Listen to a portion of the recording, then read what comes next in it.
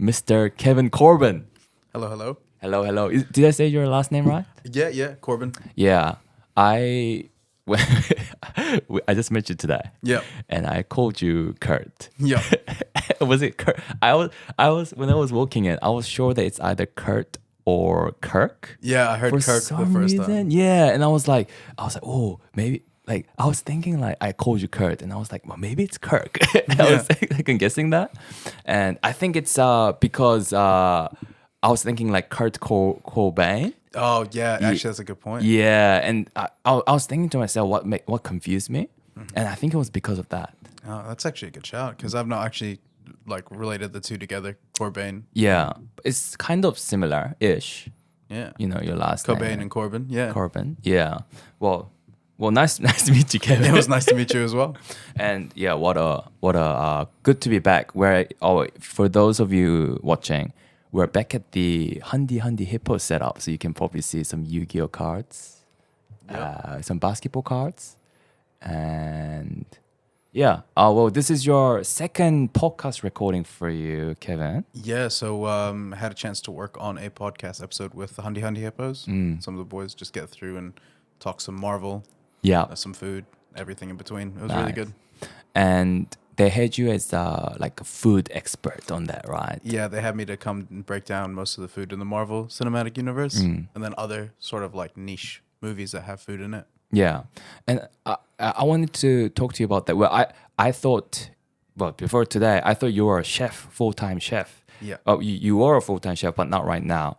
And we'll get into like what you do now, which is super interesting. I'm like looking forward to you know, like hearing about all the finance things, you know. Yeah. But for the chef, what made you get into like cooking and baking? Is it baking as well? Yes, I did do a bit of baking at the restaurant that I worked at as well. Yeah. So growing up, food was always really important in the household. Like mom was always a great cook, and most of my like fondest memories as a kid was my mom teaching me how to make stuff. The first thing she ever taught me how to make was a scone. Yeah. And so that was sort of something that I built upon. And her dad was a chef here in New Zealand in the New Zealand Navy. And so there was always that sort of connection to food. And I guess from there it turned into like a more of like creative passion project as a kid. Like, ooh, this thing would taste good if I made it this way.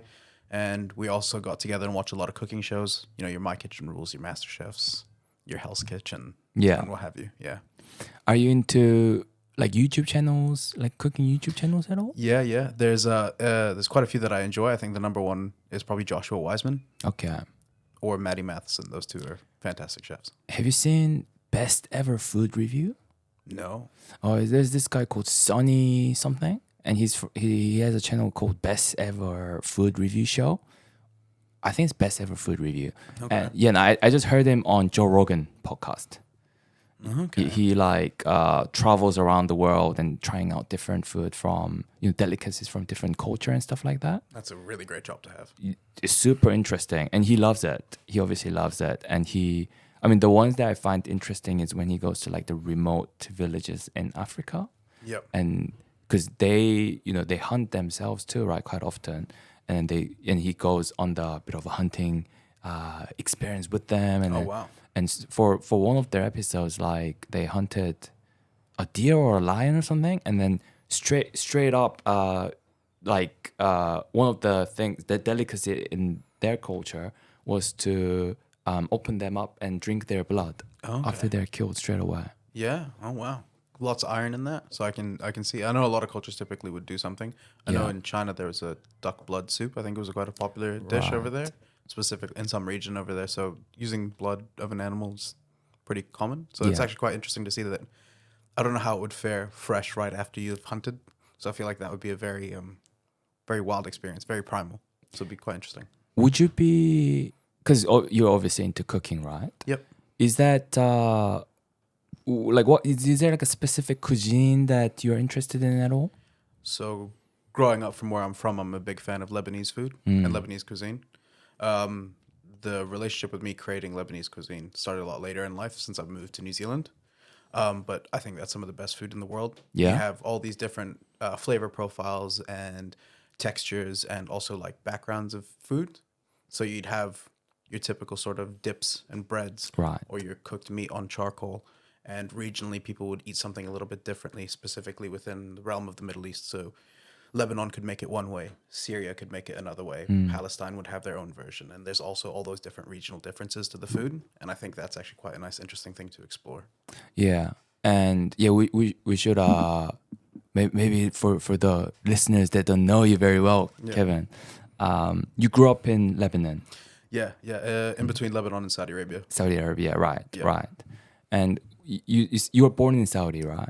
Yeah. And what was your experience like growing up there? I imagine quite different to like the New Zealand culture. Or? Yeah, for sure. I mean, there's definitely a lot of cultural differences. It's a more conservative country by nature, just with the faith that governs the country, which is Islam. But ultimately, as well, in my initial years, because I only lived there till I was about 7, it seemed very normal to me, even in the realm of like what you see in the movies, just because we were in a gated community, which is primarily based with expats as residents in those communities. So ultimately, that lifestyle was very similar to your normal westernized upbringing. Yeah, and what made you move to New Zealand? Because you moved to New Zealand when you were 18, right? Yep. And you came here to go to university here. Yeah. So my brother and I turned 18, and we had just finished high school. And at least my perception of where I wanted to go was New Zealand, because we'd grown up with that one side of our family and seen that side of life, and that was always just an interest of us to come down here and see where our mom was from, because our mom is originally Kiwi. True. And what do you think about the food scene in New Zealand? Because I feel like Lebanon, what I imagine, have very strong, like coming from Korea, right? There is like Korean food, something that I would seek out if I'm in Korea, right? Like something that I couldn't really get anywhere else, kind of thing. Whereas in New Zealand, maybe the characteristics isn't as strong. Would you say? There isn't like a New Zealand food restaurant. Yeah, I think the traditional sort of style of cooking in New Zealand is based off of like westernized foods, so your typical English experience. But you have certain restaurants, I think, that explore the more traditional Maori side of cooking now, with like hangi and everything. Yeah. So I think being able to find somewhere that exposes people to that nature of food would be really interesting. I believe there's one in the South Island, but I'm not too sure of the name. Yeah. But in that realm, I feel like that's a lot that people can explore with and create. It's a good avenue for a potential food craze in the sense of popularity.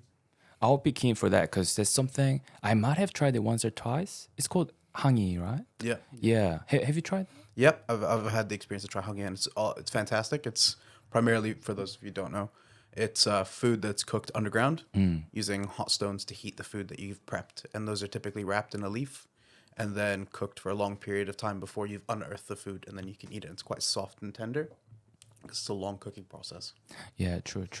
So I got sidetracked before. I was thinking about Lebanese food before. Yeah. So you were saying like dips and bread and things like that. Yeah, so it's typically called meze. Meze. So you would have things like hummus, which is the token sort of chickpea dip. So it's not pronounced hummus. No, it's hummus. Hummus. Yeah. Right. But ultimately, pronouncing it is based on, you grew up around where it's actually called versus what most people would tend to refer to it as. Yeah. So hummus, whatever you want to call it, it's fine with me. But that's Lebanese, I'm guessing. There's a bit of debate on where it originated from. Okay. So you'll have some people from Syria who will say it's originally theirs, and Palestinians who will say it's originally theirs, and the people from Egypt as well could make a claim to it. But the hummus that's, I feel like, become more popularized, your standard sort of traditional chickpea and taina, I feel like that was potentially sort of developed, at least that more modern style of making it in Lebanon, from my personal experience. So and also I'm from there, so I'm just gonna back it and say it's Lebanese. Do you speak Lebanese? I speak Arabic. Yep. Arabic. Yeah. Oh, okay. So there is no Lebanese. There is no language. No. Lebanese. And Lebanon was a French colony previously. So growing up in school, you would learn English, Arabic, and French. Wow. Do you speak? Absolutely not fluently in terms of French. I was a horrible French student. Right. But English and Arabic, yes. No way. Yeah. Bilingual. Yes. Is that? Do you practice Lebanese or like Arabic much in New Zealand? I mean, it's quite difficult to find somebody to bounce off of. Yeah. Thankfully, my brother's here, so we speak Arabic to each other quite often. Yeah. And my dad, since he's moved here as well, He's someone I speak to in Arabic, and whenever we call family back home. Do you know how to write in Arabic? Yep. You do. Yep. And is that? Am I getting confused? But isn't there a language that you write from left to right, but then you read from right to left or something? Or is it? So in English, you would type or write from left to right. Yeah. And you'd also read from left to right. Arabic is the complete opposite, from right to left. You'd both write and read. Is that right? Yep. Yeah, yeah. Well, the writing to me looks like it's not alphabetical, right? In what sense? In Arab, or like, is there like characters? Like Yep, absolutely. Is that right? Yeah. So it's all based on phonetic sounds. The letters themselves exist as sounds originally. So our letters are based off of like the sounds that you would make versus putting them two together. So for example, if you have like PH in certain instances, you would pronounce it with an F sound. Or if you were to have like ing, it's ing. And we just have it phonetically, letter by letter, sound by sound. Yeah. So there's no exceptions or You string things along and things have pronunciations. So the equivalent of a macron in Ture Maori, okay. where you would either elongate the word or stress a syllable or pronounce it instead of ta, tu, ti, all these different things with that same letter, which is like your token T sound. Yeah. Yeah. True. Well, by the way, thank you for taking me out for lunch. Yeah. That was no a worries. great place. Well, shout out. What was it called? Clever's. Yeah, Cleaver & Co., I think. Cleaver and Co. Yeah. Yeah. There was it like a barbecue place, like a Yeah. rib place? Yeah, I would say it's more like your American barbecue sort of place. Yeah. Oh, that was awesome. Yeah. Oh, here's a little bit of payback, to you, Kevin. We got some drinks options here. Yeah. Yeah, shout out Summersby Crispy Apple Cider. Get that brand deal. Yes, Yeah. sir. And then, as you know, vitamin water, Glasso vitamin water. Okay. Yeah, what are you feeling like? Well, I feel like we can be healthy afterwards. I'll start with the cider. Oh, I'll meet you. I'll meet you there. Sweet. And I feel like we're really going for that full-on experience. Starting from outside and Working our way in. yeah, working our way in. Sounds good. Isn't that how it works with the cutleries and things? Yeah, absolutely. Right. Yeah. So typically in your more fine dining establishments where you have multiple forks and multiple knives, you'd work your way in. Yeah. So your left would be your first course, and the most right-hand side knife would be your first course as well, and you'd work your way in. Alternatively, if you're eating something that needed a spoon, the spoons are usually in front. Yeah. Being in because you being into like cooking, Yeah. is that kind of that culture side of eating, right? Is that something that interests you? In terms of the way that things are set up, fine dining from an experience perspective? Yeah, like fine dining and like I'm guessing there would be other things that something that unwritten rules kind of things. Yeah, right? absolutely. I mean, the way people would place their cutlery at the end of a meal, whether it signifies more food, less food, or you enjoyed it, I feel like there's apparently some sort of symbolism as to how you place your knife and fork at the end of the meal would indicate whether you enjoyed it or you're done eating or Yeah. something like that. I think I looked that up somewhere. Yeah. Does it interest you? I mean, it seems nice that it's a developed and like practiced concept Yeah. in the sense that some people would be doing it. And if you see it in wherever you go, and if it's fully universally adopted, I think that's quite cool. That is cool. I remember when I was younger. So I grew up in Korea, and rice is like a staple thing. Breakfast, lunch, dinner, there would be rice there, and so you get bowl of rice, right? Yeah. And so you know how it's like knife and fork is like a staple cutleries here, Yeah, absolutely. but in Korea it's more spoon and chopsticks. Oh, You will see that's like the two things that you would expect on the table, kind of thing. And once like I had a bowl of rice, and I just stuck my spoon right in the middle of the rice. And my mom told me not to do it. I got told off for that. Oh, okay. And I did that just to have it there, just to have it there for the time being when I was grabbing something else with my chopsticks. Yeah. And I don't know. I didn't ask her for the reason, but I noticed that. So in Korea, there's this ceremony for those passed away, and when we have those ceremonies, we prepare food. Like we put a picture of them like at the front, Okay. and we're kind of facing the picture, and in front of the picture we prepare like this table of food, and one of them is like a bowl of rice, and then there's like a spoon stuck on top of it. So it signifies someone passing. Or I think so. I think it's probably like the way to set it up for people that passed away, so that I think the whole idea for the food is that they come down on those dates, and they have the food, and with us before going back to like the afterlife. Oh wow, interesting. Yeah. So I think that's why I got told off. I would imagine maybe that might be the reason. Yeah. Could be some negative connotations to it in the sense if you're just eating at home. Exactly, like it's kind of showing respect for the ceremony, I guess. But that the food is there's a whole culture behind food, right? Like even looking at these days, right? Like Instagram, I feel like the first Instagram posts that a lot of people posted is they order something at a restaurant. Yeah, it comes in, looks amazing. Before having it, quick picture. Yeah, you eat with your eyes first now. Eat with your eyes, yeah. Yeah, 100%. And then if it's something that typically people think is like really, really good looking food, they would send it and let everyone else see it. Yeah. I don't know if that's more of like their way of showing what they're eating or showing off what they're eating.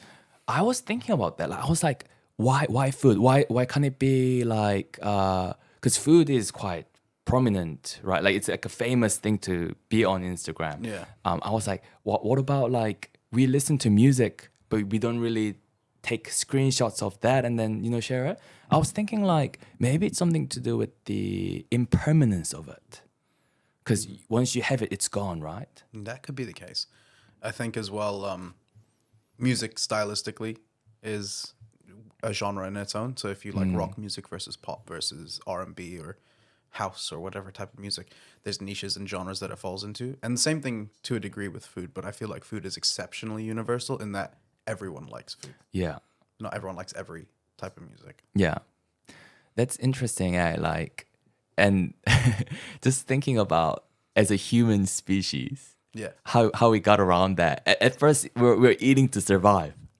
We're eating to survive. And I guess those that enjoyed eating survived. Yeah, true. It could be that sort of like descendancy in the sense that like our previous ancestors enjoyed food that much.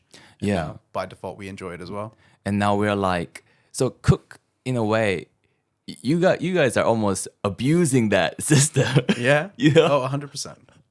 I think, at least for me personally, food by nature has to taste good. But ultimately, a good experience behind it makes the dish better. So if somebody comes in, the food comes out quickly. The plate looks clean. Right. The ingredients are fresh and cut well and cooked well. Add to it. It can taste good, but as long as everything's presented well and the experience overall is good, that turns a good dish to a great dish. Yeah. So it's not just about the taste then. It's about the presentation. And yeah. So a lot of people would pride themselves on their creativity and the way that they display their food. I like to think that I do as well. Whenever I plate food, I try to make it look attractive. And then ultimately, I feel like that would also add to the reason why people would try and snap a photo. Yeah. Hey, I mean, well, first of all, thank you for following me on my Instagram page, Kevin. Yeah, I had to. And that's how I kind of got to see your page recently, your Instagram page. And man, the photos there are amazing, Kevin. Thank you. Honestly, like when I saw it, it was after dinner. Yeah. But I was hungry. Thank you, man. Thank you. Yeah. I was ready to go for more food for sure. Yeah, anytime. We'll cook you something. Oh, heck yes. Is that something you're still pursuing? So ultimately, I stopped being a chef a couple years ago. Yes. To pursue what I studied at university, which was finance. But recently, I've had the opportunity to potentially start working in a kitchen again, maybe over the weekends. So I might start exploring that avenue again, just so that I can keep the creative juices flowing in that regard. And also, it helps out the people who run the establishment. And then also, as well, it allows me to sort of go back to something that I used to enjoy and see if I still enjoy it. Hell yes. And maybe your Instagram posts can come back from then. Yeah. You know? Have a few in the bag that I've never really thrown up. But yeah, so I like anytime that I cook food that I think people would be interested in eating, or it's I went out to a place that had good food, I'll snap a photo and keep it in an archive somewhere. Yeah. Whether or not I put it up, I'm not necessarily the most active person on social media. So you do have your own personal collections and things. Stuff that I'm proud of. So they like you say, it ranges from the things you cooked as well as what others cooked. Yeah, in the sense of like I don't typically post things that I haven't made because I feel like that's disingenuous. But if it's I went to a restaurant, I found this really, really great plate of food. I would snap a photo. Yeah. Recently, I went to one of my favorite restaurants in Auckland, which is Depot on Federal Street. Okay. 9 times out of 10, the food that they make is just minimalist and fantastic, and I love their style of food and the way that they create things. So I would always take a photo if I go there. And like you said, it's not just the taste, right? It's the presentation and even the delivery time after you order too. Yeah, that as well as just the creativity aspect. Like if you go in and you envision what something could look like, and if it matches that or supersedes it, that also is an added bonus, I feel like. So in that sense, it would be to do with like the restaurant designs and like the interiors and how they present themselves and things too, right? Yeah, absolutely. That would add to anybody's experience. So if you Yeah. go into a place that's not necessarily the nicest looking or it looks quite shabby, people tend to look down on the food regardless because there's no sense of care put into the environment. In that sense, if there's no sense of care in the environment, 9 times out of 10 people might think there's no sense of care in the food. Right. What was the restaurant? Depot. Depot is the place that I went to, That had great food. That's your favorite. Oh, in terms of like where I can go consistently and get a great plate of food, Yeah. yes, 100% that is up there with one of my favorite places Is to that eat. right? Yeah. Whereabouts is that? I feel like I've heard of that. On Federal Street, right next to the Sky Tower. Ah, okay. It's a very gastro pub theme. Yeah, I think I know. It's near Glass Goose, right? Yeah, very close to Glasgow. Yeah. It shares a wall with Federal Street Deli. Right. Yeah, I think I know. I haven't been there, I don't think. Highly recommend it. Yeah. Well, that was one of my questions. I need to get some recommendations, Kevin. Do you have some like other than Depot at all? Or Yeah, we went to an Italian place towards the center of the CBD called Bossi, Bossi. And that one was quite interesting, very Italian, very nice. It was very traditional sort of Italian, but they do sort of tend to have certain items on the menu that are twisted in the sense that you can get a ravioli that's pinched or crimped like a dumpling. Okay. Things like that. So they try to experiment to some degree, but there is traditional rooted Italian food in there. Yeah. So it's also quite a nice place to go eat. Oh man, I love Italian. Yeah, it's usually a fan favorite. Have you been to Koto? It's on K Road. COWTO. No, I can't say that I have. Oh, I can recommend that one. Yeah? Yeah, it's an Italian restaurant. Okay. So me and my friends, it's our running joke that every time we're thinking about where to go for food, we always say Koto. You end up there? Yeah. That's where we want to go, Yeah. but not often because it's really popular. Oh, okay. Yeah, so you do have to make a booking like weeks in advance if you're going on like Saturday or Friday. Oh, wow. Yeah, and sometimes you can get walk-ins, but every time I go there, it's packed. I wanted to go there for my birthday this year, Yeah. but it's Already booked out. already booked out. I was a bit naive too. I was like, I can do it in couple weeks advance. There was no reason to. I could have done it way earlier. Yeah. Yeah. Oh, wow. Didn't realize that we had something so popular over on K Road as well. But K Road's actually quite up and coming, I found, with like lots of like pop-up open restaurants. I know, And even right? the staples that are there are really, really good. Yeah. It's very hip place. Yeah, for sure. It's very hip. Yeah. So there's Koto, and what about? Is it like talking about like food being quite like international, right? Yeah. I guess you have your own like a career outside cooking now, so maybe that changes a little bit. But did you ever think about going overseas to learn cooking at all? Yeah, actually. There was a point in time when I was fairly into just being fresh into being a chef, thinking about going and getting some experience overseas, specifically around Europe, where most of the greatest restaurants are. So your England or Paris, somewhere along those lines, would have been a really, really great place to go and learn. Yeah. There's a massive food scene, obviously, in Southeast Asia, like Singapore, Thailand. So I would like to go there potentially. Lots of different cuisines that have long history, I feel like is great. But I feel like if I was to go anywhere to learn how to cook food, it would be France. France. It's the mother country of all fine dining. Most that right? cooking techniques that are considered like in your Michelin restaurants Yeah. are originally French. So when you say cooking techniques, is that like in terms of how to slice things or how to spice things up and things like that? More along the lines of if you are cooking something in a certain type of method. So if you're doing something in papillote, which means in paper. Okay. So you can steam fish in paper, which has become quite popular in certain restaurants. Okay. So that originates in France. Or if you use a type of boiling method, or if you use certain ingredients, and that's where the brigade system of a chef or a kitchen started. Okay. So ultimately, you have your head chef, your sous chef, and it goes down the line, and everyone has their own responsibilities. That style of running a kitchen originated in France, Is that right? from what I know. Yeah, And what's each role? Is there many roles? depends on where you go, but Yeah. yeah, there are quite a few. Typically, you would end up being your head chef or executive chef. That's your usual peak. Essentially, executive chef would be the person who essentially created the restaurant, the atmosphere, the idea, and the mission behind the restaurant.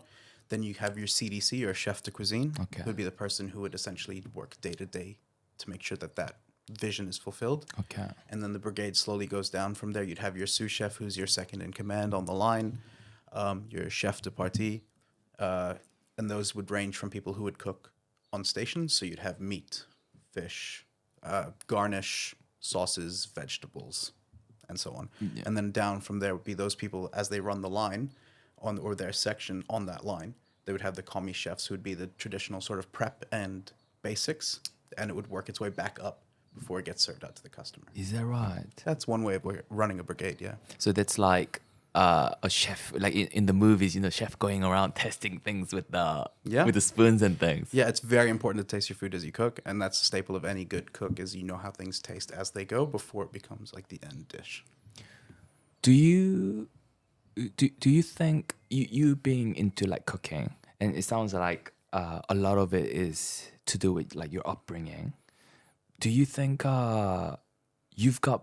have been more sensitive, like a taste buds compared to other people? Maybe you're a bit more trained in like tasting things, I don't necessarily know about trained. I would say that I like to explore things, and I'm an adventurous eater in that I'll go anywhere and I'll try anything. And you can see one thing that would taste one way versus if it's cooked, it can go another way, and then you start to experiment. Yeah. I think exposing yourself is the first step. What's the most experimental thing you tried? Oh. Tried alligator before. Alligator. That was actually really good. I tried that in Egypt. Really? Yeah, that was quite good. Man. I don't know what else. I think alligator would definitely be the most up there. What was it like? A gamier version than chicken. So Okay. it's quite intense in flavor, at least the one that I had. Yeah. And it was quite dense in terms of the texture of the meat. It's quite tough to chew. Okay. It's a very tough meat, but it was actually quite nice. Is it like an expensive food, or is it like? I was out with my parents. I didn't end up paying the bill, but I'd like to think no, but you never know. It's exotic, and I tend to have most exotic ingredients tend to be more expensive, right? Yeah, but is it pretty common in Egypt? No, definitely not. I would think that would be quite a niche thing to eat in general. Yeah. And I don't even necessarily think it's traditionally Egyptian. It was just at that place that we went to. I haven't heard about that being quite a common sort of dish. Yeah, man, alligator food. What about you? What would you say would be the most adventurous thing that you tried? Coming from Korea, there's pretty adventurous food there. Yeah. But and because of that, I'm pretty open to all kinds of food. Yeah. Yeah. Like coming from Korea to here, the food tends to be like less adventurous, So I love most foods really. Yeah. But I think one of the toughest one, if I were to go back there now and to try, in front of schools, primary schools, there's heaps of like food, like vendors basically, Oh, okay. just little food stands. So basically finger food, something to just you can grab and Quick snack. Yeah, quick snack. As a kid, you pay $1 and you get like a cup of something, and you eat that as you walk along. And one of them I remember, and you get something like churros, something that you might expect, or something that's equivalent to churros in Korea, and those sweet food, ice cream, and so on. But one thing I remember, it was savory food. It was I don't know the name of them in English, but basically bugs, right? Okay. And to me, it looked like thinking back to it, they look like small cockroaches. It doesn't have any legs or anything. Okay. It's just a body. But I would say I'll compare it to small cockroaches, and and they tasted like they obviously put a lot of sauce on it. Yeah. So it's a bit salty on the salty side because of the sauce. Okay. Bit salty, bit buttery, but their texture, when you bite into it, man, like I don't think there's any other food that I can compare to that one. Yeah, it's a small bug, but it kind of once you bite into it, the like whatever the texture is, kind of spreads all over your mouth. Okay. It kind of feels like your mouth dries up a bit. Oh wow. Yeah. So it's quite like it's a desiccant. It dries you up. It dries you up. Is it desiccant? Desiccant is what draws moisture out. Yeah. Is that right? Yeah. That's how it feels to me. Oh, okay. And that's probably like the most outrageous thing I've tried. Oh wow. Yeah. That actually sounds quite out there as well. I don't know. I'd probably try it. In all honesty, You would? I would be 100% down to try it. 100%. Yeah. Well, I don't necessarily think it's readily available here, but if I was ever to go to Korea and I see one, I'll thank you when I eat it, because I Yeah. definitely would try it. I would love you to try. Yeah. I would love, and because I would really wonder like your thought as a non-Korean person, and also as a chef. Yeah. You know. Yeah, I mean, certain people would try to like hide away from those like more sort of adventurous types of food. I feel like that's a hindrance to your ability to taste and try new things. And food ultimately is an experience outside of it being sustenance and nutrition. Right. So if you're going out with your friends and you see a weird thing on the menu, oh, wouldn't it be crazy if we tried it? Try it. You might like it. You never You know. might like it. I've also tried chicken feet. I've tried chicken feet. Did you like that? I did. You did like that? Yeah, I thought it was really good. A lot of people are grossed out by not by the taste but the looks. Yeah. In that sense, I feel like it's quite off-putting in to some people's eyes, in the fact that it's a foot. But I mean, if you power through, I feel like you get something really good out of it. I really enjoyed it when I went to try it, Yeah. and I've had it a couple times since. It wasn't just a one-off. So for you, did it put you off like the looks and things or not really? Initially, I would lie if I said no. Yeah. Initially, yeah, it definitely did. But like I said, just power through it and see what happens. What's the worst that could happen? What makes you power through? Because it's easy to say, oh, next time, Well, I mean, next time.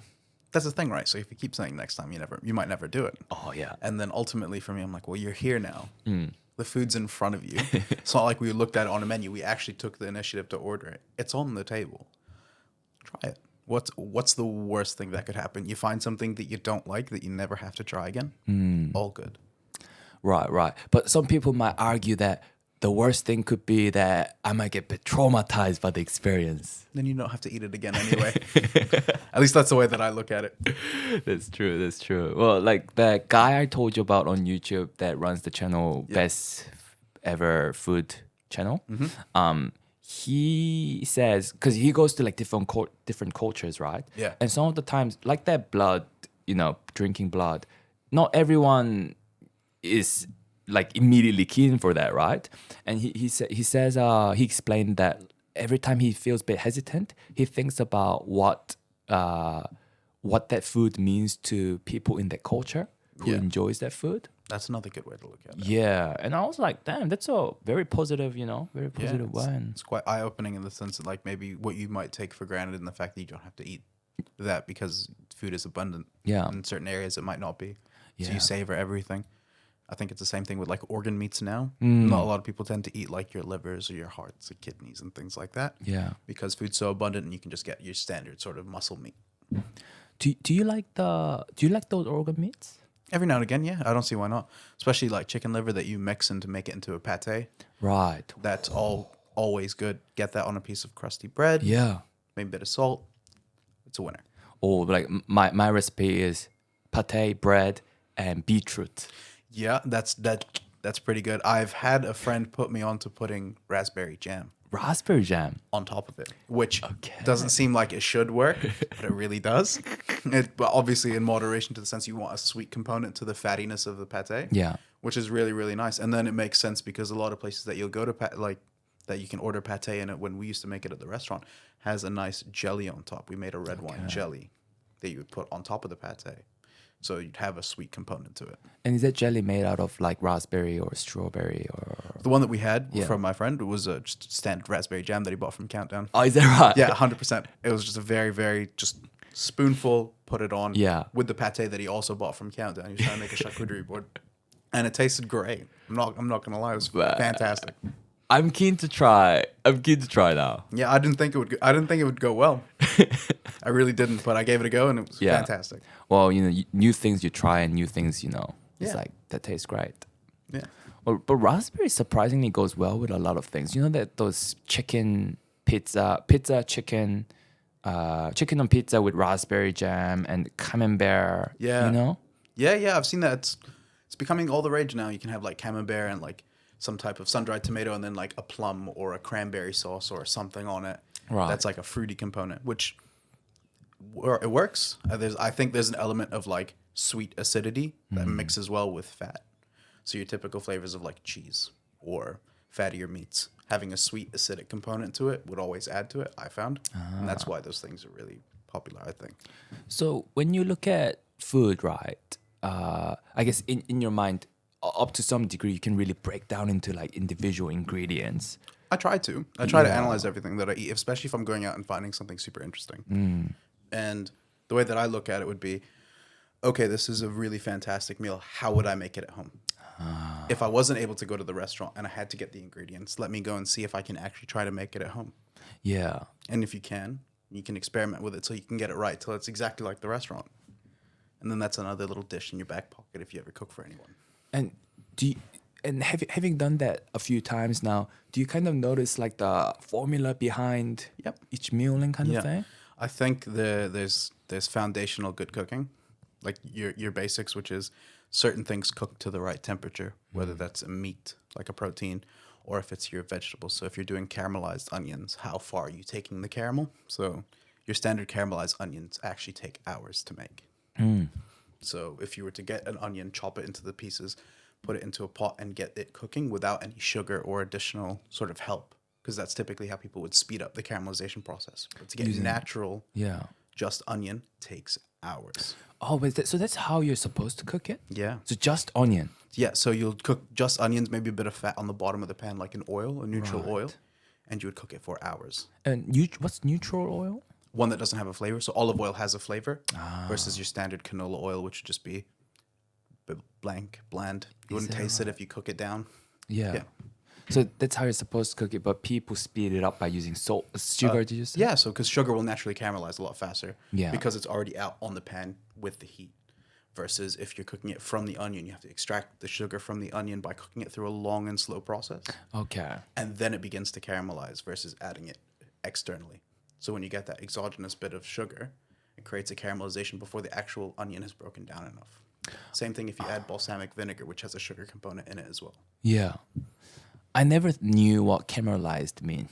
Yeah, caramelized is just essentially something being cooked down and the sugars inherently just start melting. Right. Yeah.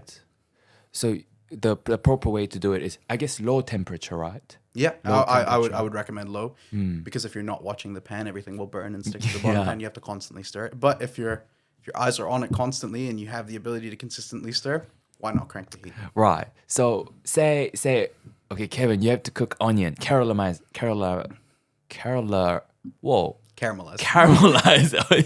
I think I was putting extra L there. Caramelized onion, like ASAP right now without, in a proper way. What's the fastest you could do that? Am I also chopping the onion? You're also chopping the onion. So you would chop the onion top tail, cut it in half, peel the skin off, cut it into slices, pop it into an extremely hot pan with oil and add sugar. And then cover the lid. Right. For a little bit so that you can create a steam, add some water, and you get a convection oven sort of steam going through. Once that's done and the onions start to cook down a little bit, then you can take it off and start stirring, and the sugar will start to melt and cook the onions. If that's how I have to do it really fast and we missed it on somebody's order and we don't have any prepped, that's how I do it. Right. Man, but to prep it, it takes hours. Yeah, it's a labor of love for sure. Right. If you want to do it traditionally. Yeah. And I feel like a lot of food is like that. Yeah. Right. If you want to do it. I remember my brother used to live in Italy for like maybe a year or so. Oh, very cool. And he said sometimes he gets told off for, when in Italy, they cook a lot of pasta there, right? And sometimes, he takes a bit of shortcut. For example, have a pasta in the pan and he'll put like boiling water in there and then put it on the fire. And sometimes you get told off for doing that. Oh, okay. They said the proper way is to like get just like room temperature water and just put it on the pan and heat it from there rather than putting the boiled water in there. I've always known that you put pasta into boiling water straight away. Oh, is that right? Yeah. Yeah. So you'd have the water boiling first. It'd be at a rolling boil. and then you would put your pasta in. Yeah. That's how I was always taught to do True, it. true. Yeah, no, it's man, yeah. I wonder who that was because Could potentially be a regional thing, maybe. could be he was in like this because we're Catholic and you know Italy being like a very strong Catholic country of you know Catholicism. He went there as basically as kind of a I guess like pilgrimage in some sense. Okay. So he was in like one of those places. So maybe it's their way of doing it. Potentially. Yeah, rather than like an Italian way of doing it. Yeah, I mean, ultimately, if you get to a good final product, Yeah. who's to say you did it Who's wrong? to say? Yeah, if you serve me 2 plates of pasta and I can't tell the difference between which one had boiling water and which one had tepid or room Yeah. temperature water, and they taste good, as far as I'm concerned, it's good pasta. Right. Oh, you mentioned that canola oil is like an example of like a neutral oil, right? Yeah. Have you heard this thing about like seed oil being really bad for you? Yeah, I've heard a lot about that. Yeah. I think also like it's just a mixture of this type of fats that are in it because it's also to a degree synthetic in the sense that you have all these trans fats that are put in the oil, Right. which isn't necessarily great for the body. So your more natural oils, your avocado oils or pressed olive oil that comes from a fruit Yeah. or a seed, essentially I feel like would be a lot healthier in terms of nutrients and there's less additives. I think that's the reason. Yeah. But I know that there's some components to that oil that don't necessarily mix well with the body in terms of a digestive process. Yeah. I think that might be the issue. And also someone said canola oil used to be used as like lubricants at the factory and things. Oh, I didn't know that. Yeah, and so that was like initial purpose of canola oil, and later on it became like a cooking oil.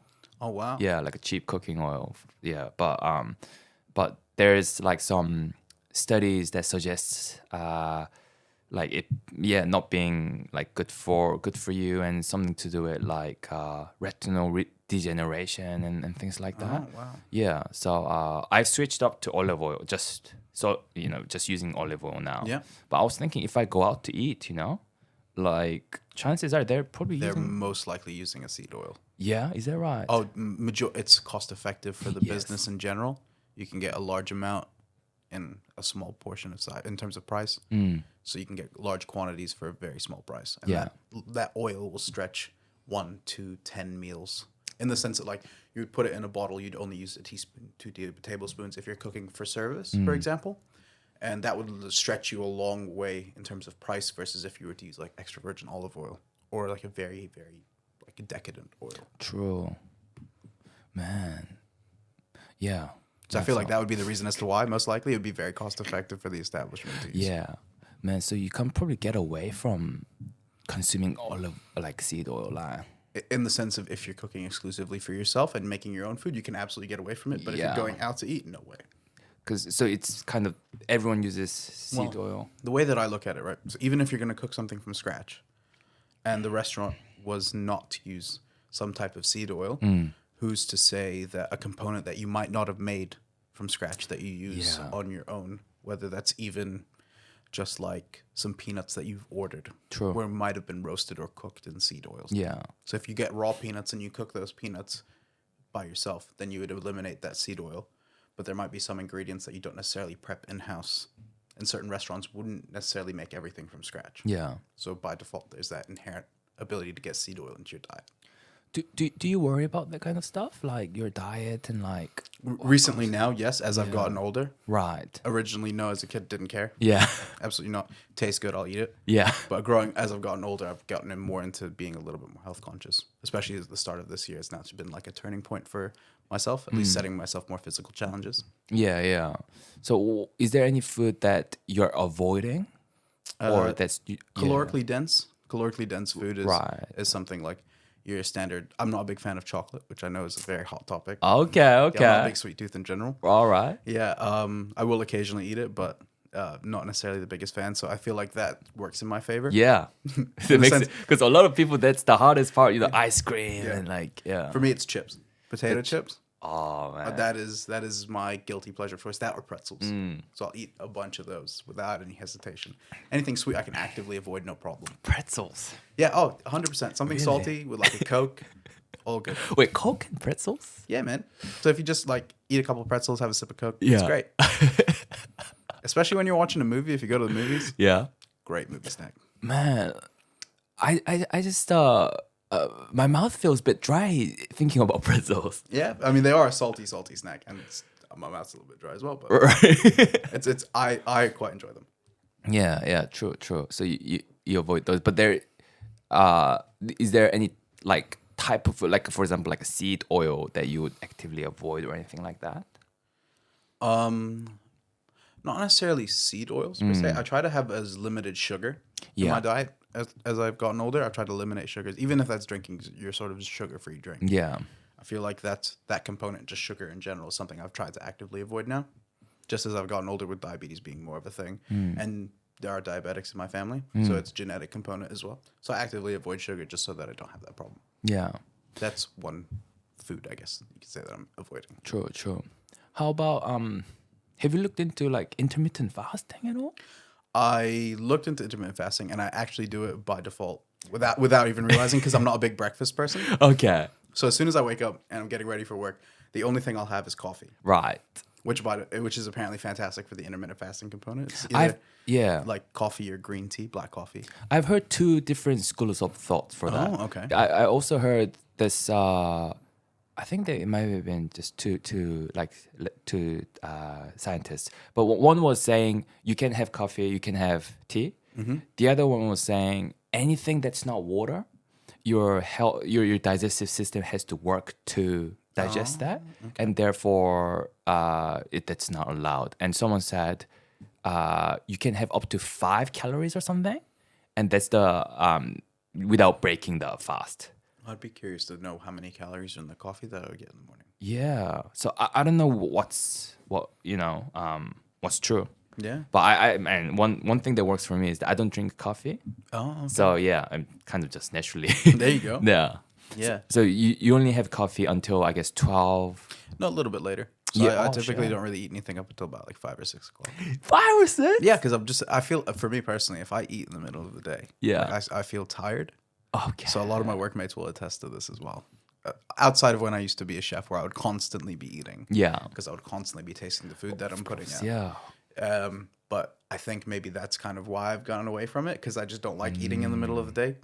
But for me personally, I won't eat until dinner.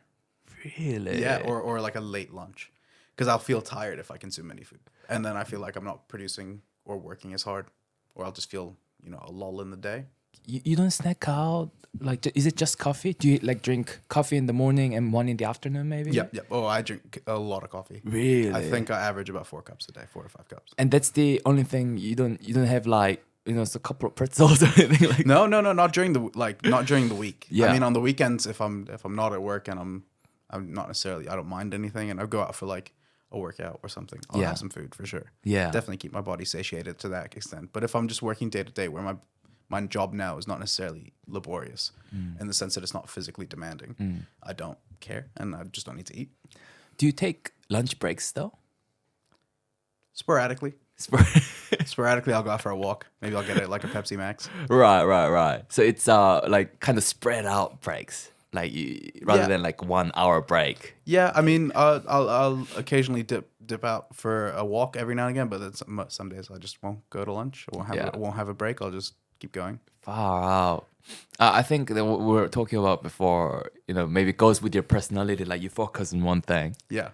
Kind of all in on that. Yeah. I feel like if time I'm 100% engaged in something and I feel like I can get it done, or at least it's a bit challenging and I'm interested in it, I'm not gonna step away until I finish it. It's like a puzzle that I need to fix, and I feel like I hyperfixate on that. And I guess that was your approach with cooking, right? Say like you want to get the ingredient, Yeah, I took that one to an extreme as well in my youth when I was early starting as a chef. So I would get to the restaurant, I would think maybe about an hour or two before anyone else shows up. Really? The reason that I did that was, there was a couple of reasons. One, I wanted to get acquainted with the restaurant as well as I could, because the restaurant that I became a chef at was the original restaurant that I was a dishwasher at. I didn't go to culinary school. I got active experience just by being in a restaurant. And so I would get there and just to practice so that I'm up to par with the people that I'm working with. Before anyone shows up, I'm cooking the dishes that I think are difficult, or I'm prepping the food that I think would take a long time before anyone shows up. because there was a level of competitiveness in my head, at least in the sense that I want to get as good as the people that I work with, if not better, as fast as possible. Yeah. So I would get there early and I would set the kitchen up and I would get everything ready before anyone walks in. So I was there by myself, and then I would cook or practice or do something before anyone shows up. And the same thing, as soon as I go home, if there's an item on the menu that I want to get better at, I will make it at home until I get it great. So I took it to that extreme of being exceptionally devoted to the craft, and I think that's why I loved it so much, because it was something that I could essentially game and try to get better at and practice and get good. And you see results as you go. You make the dish faster. It looks better. It tastes better. So there was an added element of improvement that I really enjoyed. And because you're into cooking from young age, was that kind of your aim in the first place to become a chef at the restaurant that you started as like a dishwasher? It was one of the goals. Yeah. So when my brother and I first moved here, we just went to university. But as time went on, I needed a job, and so I had one or two options off the top of my head because I didn't have work experience in New Zealand as well. I don't have any references, so I was thinking about jobs that I could get that I could do without having a previous history. And so my brother worked as a bouncer at a nightclub, so I thought that was an avenue that I could do, and was one that I could potentially pursue. Another one was just finding a dishwashing job. So I applied to a few places. On this particular restaurant, I put on my CV or on the cover letter, give me a year and I'll be in your kitchen. Really? You wrote that? I wrote it with 100% confidence. Absolutely no idea what I was doing. I was like, yeah, no worries. Wow. And so they hired me with no intention of me going into the kitchen at all. So I walked up and I was like, hey, I need a job. I need money. They said, great. We need somebody to wash dishes and clean the floors and toilets. I said, even exchange, I'm here. Yeah. So worked as a dishwasher for a while.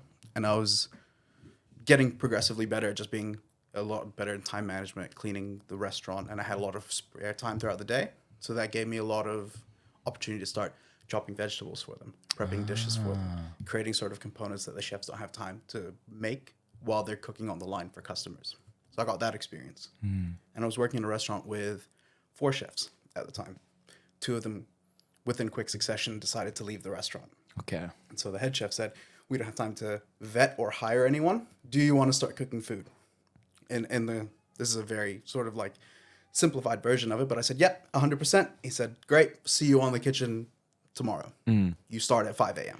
Wow. Just like that? Just like that. I mean, the sous chef that I was working with, who's one of my very, very close friends at the moment, who still is now after years of knowing him, used to sneak me out into the kitchen so I could make a dish or two and then send me out back. Really? So I had some experience. But ultimately, it was like, sink or swim, let's go. Yeah. So then, yeah, that's why I used to get there early so I could practice. So I wouldn't swim. So I wouldn't sink. I would only swim. So what was your first day like? Because you went from being a dishwasher, having some sneaky experience at the kitchen, and then straight into cooking and I guess sending out meals and right? Yeah, it was very much being thrown in the deep end. Yeah. Yeah. It was. There were ups and downs in the performance for sure. Certain things didn't go well. Certain things did, and I loved it. Even I'll harp on the mistakes that I make, and they sit with me still. But you push through it, and you become a better chef, and you work the line better, and you get better communication because 95% of the job is cooking skills. But incorporated in that cooking skills is your ability to communicate with your coworkers at the same time. Well, what are the mistakes you made? If somebody had an addition on a plate, like a side, might have missed that side. Or, if you're cooking a certain dish and the protein element gets cooked too high, so it's overcooked. Certain things like that. And for me as well, I thought, I'm just wasting money if I can't do this right. So that was one thing that I tried to work against and try to be better and more efficient and have the product be great. So I'd go in, prep those things so that even if we were to get into a huge rush where there's so many customers and where tickets are backed up and there's so many tables that we haven't served yet that have been waiting 10, 15, 20 minutes, I can still focus, I can still get the food out, and it'll still be good food. And the food that you were cooking, were you interested in that kind of cooking at all? Absolutely. It was a place that specialized primarily in like brunch and lunch. So those types of food, which was really, really good. But it was the chef specials and the people that were creating it was very Mediterranean oriented. Ah, okay. With also, it was more complex than your standard cafe. So it was food that required genuine cooking skill, as opposed to being able to throw eggs in a pan and put them on a piece of toast that you put in the toaster, or you chuck something in a microwave. Yeah. Just it's like that. So there was a genuine skill element to it, which is why I enjoyed it. Yeah. And I guess and how long were you there for as a About 2 years. there? You must have improved so much because you're going hard. Yeah. It sounds like you're going hard every day to Yeah. every day. 5 days a week, sometimes 6 days a week. Yeah. And every day you're trying to improve. Yeah. 100%. Every day you're pushing yourself. First one in as early as possible, get stuff going, and then try my best to not be the one that sinks this ship. Because that's, I feel like people don't necessarily chime in on this type of the personality trait of a chef, but I feel like a lot of us are inherently very prideful people and don't want to be the weak link in the chain or don't want to be seen as somebody that can't produce. So I think that was an innate thing in me as well, where I'm just like, if anyone's going to be the worst person here, it's definitely not going to be me, or at least I'm going to do my best to make sure that it's not me. But at the start, you must have been, right? Just because 100%. lack of experience. 100%. I was competing with a chef who had been in the industry for 25 years and the sous chef who had been in there for years and years as well. And here's me on day one. Granted, it's high expectations to think I'd run up and just be a rock star day one, and that didn't happen. And it took a lot of time and practice and effort to get to the point where I could be comfortable to run the line myself and also control the nature of like how things are produced in the restaurant. Were you nervous? Oh my God, yes. Far out. So, like, what duty did you have on the first day? I was just essentially doing the way that our kitchen was running, with 2 chefs would operate at any time.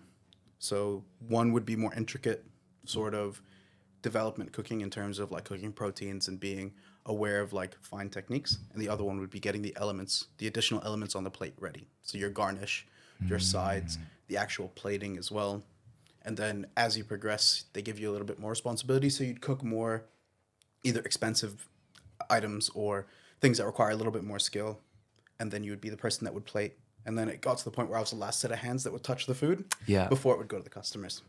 So you'd learn plating techniques, things that you like, things that you look good, and then you would move forward with that.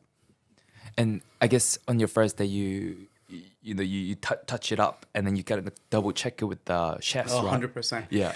Every plate went through. Is this okay?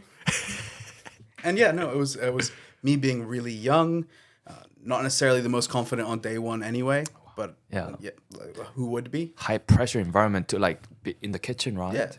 Yeah. So ultimately for me, what I decided was I was like, even if this goes 100% in the wrong direction, I'm just going to come back the next day and come back the next day and the day after that. Yeah. And just as long as this day is better than yesterday, we're doing something right.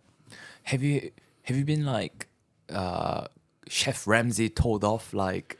Yeah. Oh, 100%. Really? Oh my God, yes. Fuck. Yeah, it's just the nature of the environment as well. Like a lot of people don't necessarily get it where you're in an environment that's high pace, high pressure. You're dealing with people who are prideful in nature, and to a degree, your reputation as a good cook or a good chef or a good restaurant is constantly on the line. And people only come if they think the restaurant's good. So you have all these sort of things, at least that's what was in my head. And you're dealing in these situations where everything is volatile to some degree and some capacity, but it works. And there's like a weird homogenous feeling where everything gets put together despite things being either on fire or somebody has accidentally cut themselves or burnt themselves or somebody dropped a plate to a table of 5 and we have to quickly make that plate so that person can eat with their friends. So every other table is waiting now because we need to get that one plate of food ready to go. Certain things will happen like that on a dime and you have to switch and change.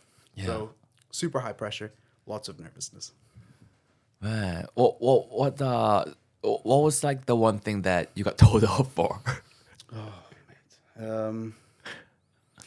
There was one time where I got told off for burning a caramel and then thinking that it was still salvageable to go in Right. and putting it on the dish. And the head chef, nah, gave a spoon, tucked it in, said, try that. Yeah, really. Yeah, try it. Yeah. In front of me right now, and I want to see your face when you eat it. Yeah. And I ate it, and it was the most bitter thing I've ever put in my mouth. Oh man. Because I wasn't actively tasting. And I was like, oh, well, we're behind on like 5 or 6 plates. I'm just going to put it on the plate. Who cares? Yeah. Because I need to get these other things done. And I didn't have a good standard for myself, which is one thing I think working in a restaurant is fantastic for. Forces you to set yourself a fantastic standard. So Right. I didn't have that at the time. He made me eat it. And lots of profanity, which I won't put on your show. Was like, how does that taste? I bet it doesn't taste good. Right. And I was like, yeah. He's like, how would you feel if that was your mom that you served that food to? How would it feel if it was, this person's last meal and all these different things and lots of profanity in there as well. But in the sense of like just showing you the level of importance of something. Even as small as like just a sauce. Yeah. How it can fuck something up is so important. That's interesting to think about. I never thought about it like that. It could be someone's last meal, not like even if it's not the very last meal in their lifetime. Maybe last meal before they leave the country. So it could be very memorable. Yeah, Could be someone's birthday. Yeah, you sometimes you never know why someone's there, and you should try and make every dish that you make perfect. And obviously, not all of them turn out that way. It's impossible to do. Nobody is a robot that can hit the mark 100% of the time. Yeah. But there's a set standard that you try to give yourself where everything has to be at least this good. Yeah. Do you think? You said that's something that you developed over time. Yeah. Working in the kitchen, and do you think that kind of carried on in your? Yeah. I try not to, but I do set myself standards in anything that I do. You try not to? I try to set feasible ones. Yeah. But I'm imaginative in nature, I think, and I just set myself the most unworldly sort of expectation, and I'm extremely competitive, so I'll try and reach that mark, even if it's not one of the SMART goals, strategic, measurable, Right. attainable, and have a time frame and all these different things.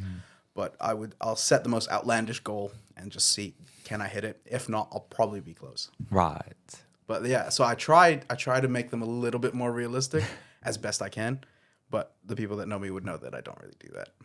So in your current job, being a investment banker, right? Yeah, private wealth management. Private wealth management. Yeah, so a big shift. Yeah. So from being a chef to, you were saying the shoe chef you're working at the time, you guys were thinking about going back to university, and then you eventually did after. We both did, yeah. Yeah, you both did. Yeah, so we ended up. So I had dropped out of uni to be a chef full time. So that job that turned into me wanting money while I was at university turned into my full time job, and then turned into the point where I thought university wasn't for me. I love this, and so you would work there, and it was a fantastic job, especially like in the formative years that I was in there between my early 20s, and I loved it. But I was like, oh, if I want to have a really good career or set myself up in the future with something more stable, I should go back to university. At least have it in the back pocket, even if I don't pursue it and I stay being a chef. I have it in my back pocket. And he thought the same way. And we're the same age. And so we thought, you know what, we'll both go. And so we ended up working full-time and studying full-time, which, again, is a goal. That's not necessarily the most feasible thing, but we thought, yeah, we'll do it. Yeah. That's one thing. So, yeah, ultimately got to finish my degree and then decided to pursue a career in finance just to see if I enjoyed it. And I did, and I've stuck around since. And you studied finance at uni? Yep, so I majored in finance and I minored in accounting. Yeah. And how did you set on studying finance? That's a good question. I knew that I wanted to go into business because I felt like that was sort of the class in my last couple of years of high school that I enjoyed the most, and also something that, and my dad did. My dad worked in business. So I felt like from that sort of like, who is your idol or your hero, and then work your way down and do the same thing. And my dad is very much one of my heroes. So I worked my way down and do the same thing. So I went into that. And from finance, the perspective was I loved math. In terms of going to high school, it was the one class that I was really good at was math. Let's go. You would like that as well. Yeah. Shout No, out, so yeah, math was the go-to subject for me in school. And so that was the combination of both of them in my eyes outside of accounting, which was more based off of historical data in the sense of like, this is our current position. We're in the red, we're in the black, or however we're progressing as a company. These are the operational standpoints that we have. It's good. Finance, I felt like, was more future-based in the sense of like, this is our forecasting for how we can produce X amount of ingredients or X amount of product, and this is how we can establish a further profit in this direction. And so I went into that, and then I always had this enjoyment or innate love of like learning about stocks. Okay. Yeah, and then that was just something that essentially pushed me in the direction of working in finance under the realm of the NZX and going in that direction. Right. Well, that's a good combination if you're interested in stocks and studying finance, right? Yeah. Because you're definitely in that industry now, working in the industry now, where you every day, I guess, you kind of come across that Every day. So it was in university as well. Like it's taught to a degree. So you took your standard finance classes like corporate finance, but then and like business management classes and your small business and entrepreneurial finance things like that. But then you would also have classes like portfolio analytics, financial modeling, and data analytics. Far out. And then that would be essentially the things that you would look into a company. And this is their profitability now. This is their return on investment. This is their dividend yield. And you'd go and progress through that. Yeah. And see, is this a good buy? If it's a good buy, at what price? And then what is the get out price? Things like that. How much of do you have too much? It sounds like a lot of market research. It depends on what part of the industry that you're in. So if you're looking at that, which isn't necessarily my role at the moment, it's a lot of market research and analysis. Yeah. Do you have to know like a lot of like current events and staying up to date, reading the news? I like to for my own personal stocks, in the sense that like I can see trends. Like if a company is in the midst of the recession, they're not doing so well, typically their liquidity would be bad. And by result, their performance on a financial year wouldn't necessarily be great. So by default, their share price would drop. Things like that. I feel like would be good to know and be in the know, especially if these are companies that you've already invested time analyzing previously. It's good to know where they're going. But that's purely for your personal ones. What's so you've got your personal investments. Yep. I have my own personal investments. Yeah. Do you buy like company stocks or? Yeah, I try to manage a bit of both. So in the sense of like having like your index funds and ETFs, which are your blanket sort of picnic basket stocks that have multiple companies all in once. I try to pick certain blue chip stocks that pay good dividends as well, just to fluff out my portfolio and have a recurring inflow of cash. True. Yeah, I've got some managed funds. That's a good one as well. What's the difference between index funds and managed funds? So managed funds typically are actively managed in the sense that you have your fund manager who would look to try and beat the market, whereas your index fund more often than not will try to at least match the returns of the market. So you're buying stocks on an index fund and you're just leaving it. And that portfolio weighting in terms of X amount of money is going into this stock versus this stock, and the trail progresses, versus one that's a managed fund or an actively managed fund where your fund manager is doing his own analytics and weighing the amounts of the portfolio into your investments. Right. So those might change as the market develops or as time goes on, whereas index funds base primarily off of performance of like high value stocks or whatever niche index fund that you're in, whether that's emerging markets or healthcare or environmental stocks, like companies that are heavily based in environmental security and things like that. Yeah, it's just the nature of the fund that you invest in. True. Yeah. Who do you use Sharesies? So I work with the company that I do, and as a prescribed person, I would have to go through them. I see. Yeah. What are is there any advice for those investors out there, Kevin? Legally, I can't give financial advice. Oh, you have to say that. Yeah, 100% legally. I can't give you financial advice, and you should get in contact with somebody who is legally tied to you to give you financial advice, in the sense that you go through the procedures correctly. But in terms of what I think is a good way to set yourself up is, before you even look at stocks, is start saving money a little bit better. If you have money to spend and you've saved up, by all means go for it. And start looking at like index funds would be a very good initial start. So you're buying a basket of stocks where you're not necessarily weighted or hinged on one company's performance. I feel like it's the easiest route, but it's also the most time proven. Over the long period of time, index funds tend to be a very, very good investment. Yeah. True. Yeah, that's the approach that I took. I didn't want to have to kind of actively manage my own portfolio, like tracking the ups and downs of things. So I just thought index funds, managed funds, long-term investment, kind of put my money there, forget about it. And for a long time, I think especially end of last year, I was seeing a lot of red, Kevin. Oh my God, yeah. A lot of people were seeing a lot of red, even midway through this year as well. Yeah, I think it only turned positive maybe March, or April maybe. Yeah, and even then it depended on the stock as well. Yeah. So the way that the market essentially manages itself, it usually tends to correct itself. Certain people argue that like it takes a year or two for it to correct and then go back to where it at least was before your recession, and then ultimately you'll get your new run, your new bull run, and then that'll go to a new high, and then you're ultimately going to crash again, and it's very cyclical. Right. Which historically it is. Like 2008, we had our big financial crash, like global financial crisis, and that was the collapse of the U.S. housing market.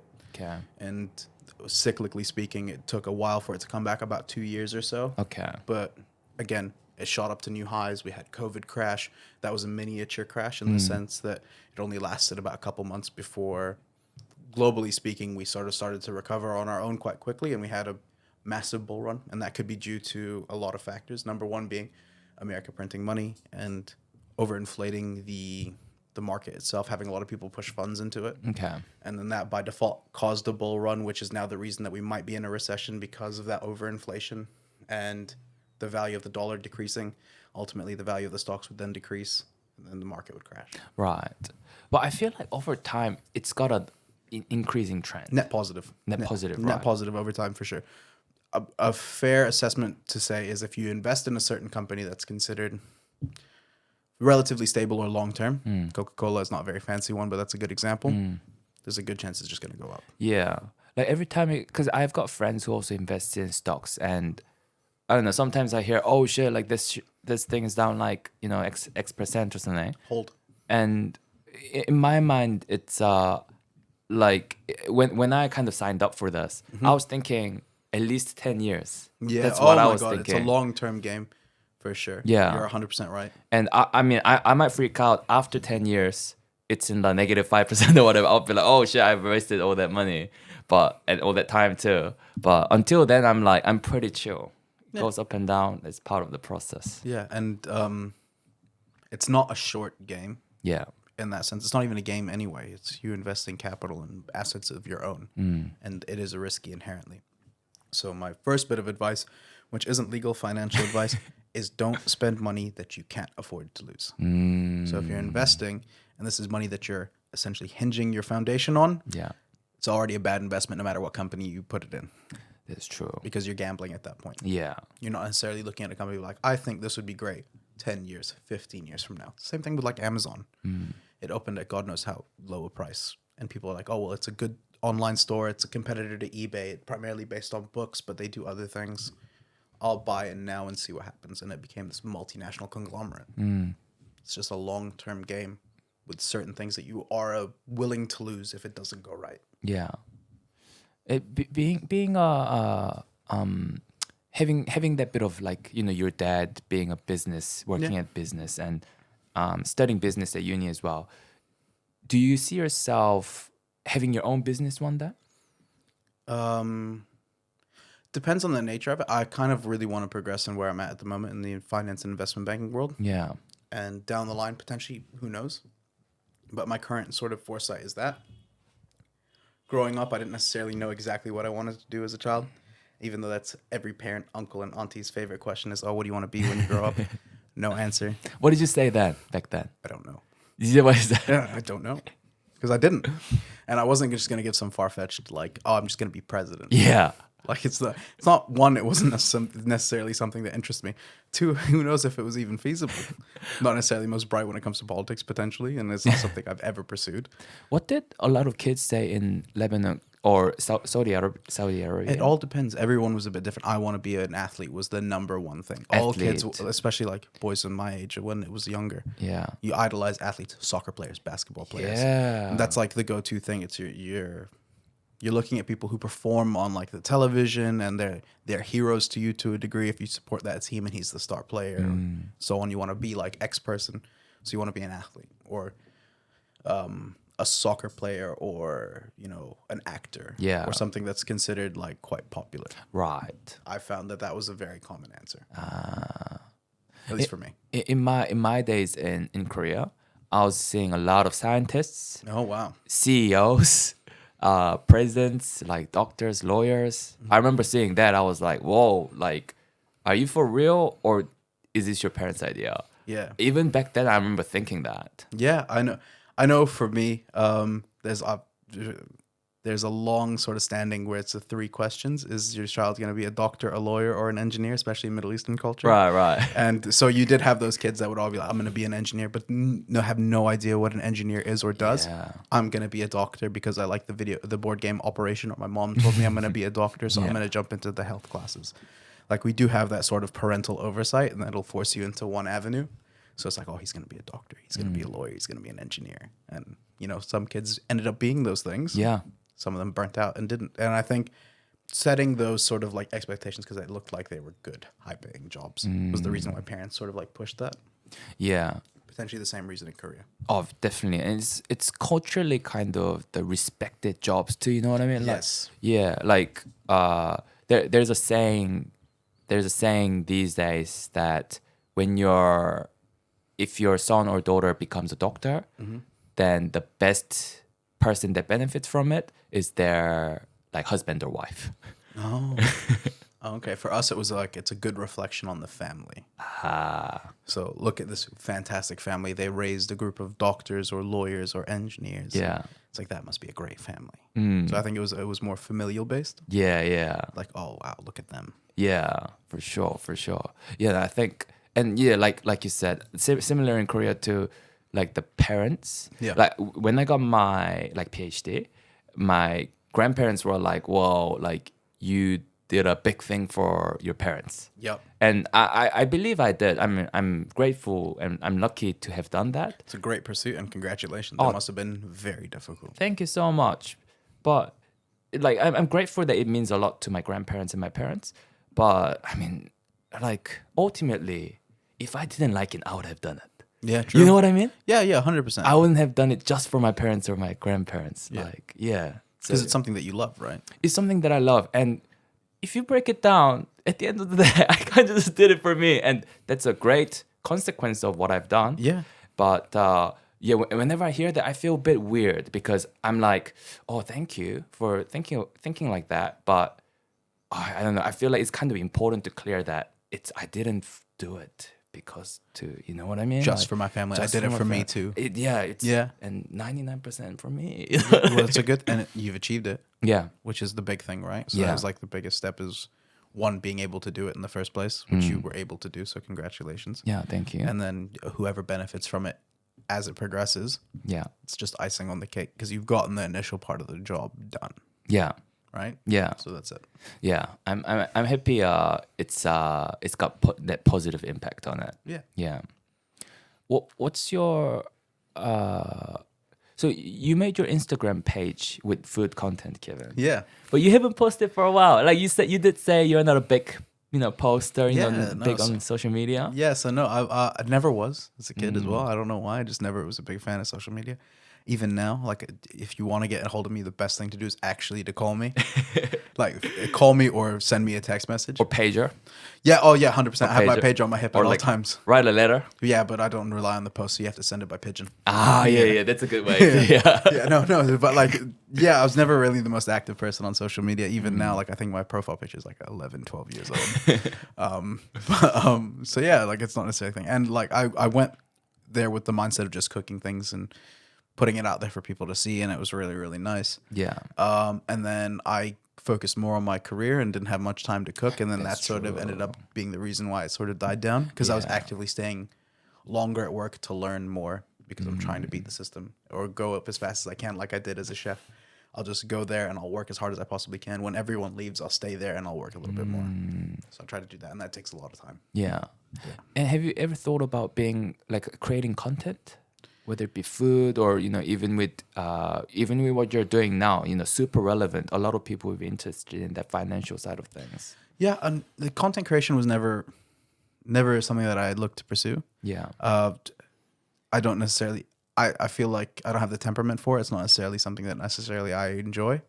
Putting myself out there like that for the whole world to see. I would much rather have a conversation with my friends about something as opposed to telling the world about my thoughts on something. Right. At least that's my own perception of it. Right. What's your thoughts?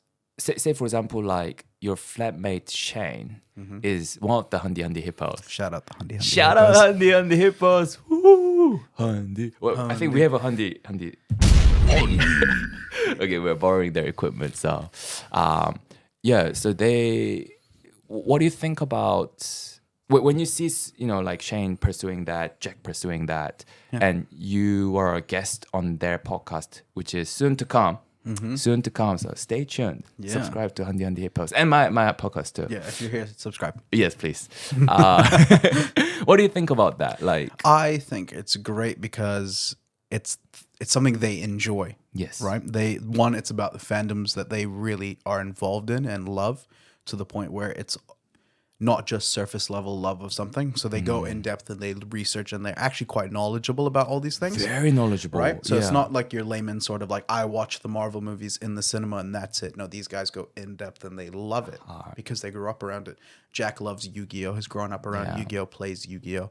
It's his thing. Shane is a huge Marvel fanatic. They both are.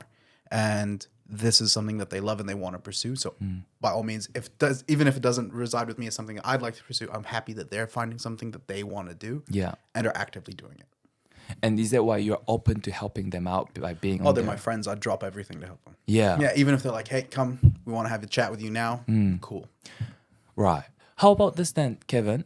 I just met you today. Yeah. And I asked you if you could be on my podcast before today. Yes. So we weren't friends back then per se, right? But you're one of the easiest guests for me to ask. Yeah. Yeah. And where did that come from? Well, it came from one just being interested in meeting you in the first place, because Shane talks a lot about you in the sense, in a very net positive way as well. He quite enjoys your company, and he also talks about how you're producing your own podcast and how it's growing and how you are in like the infancy stages similar to them.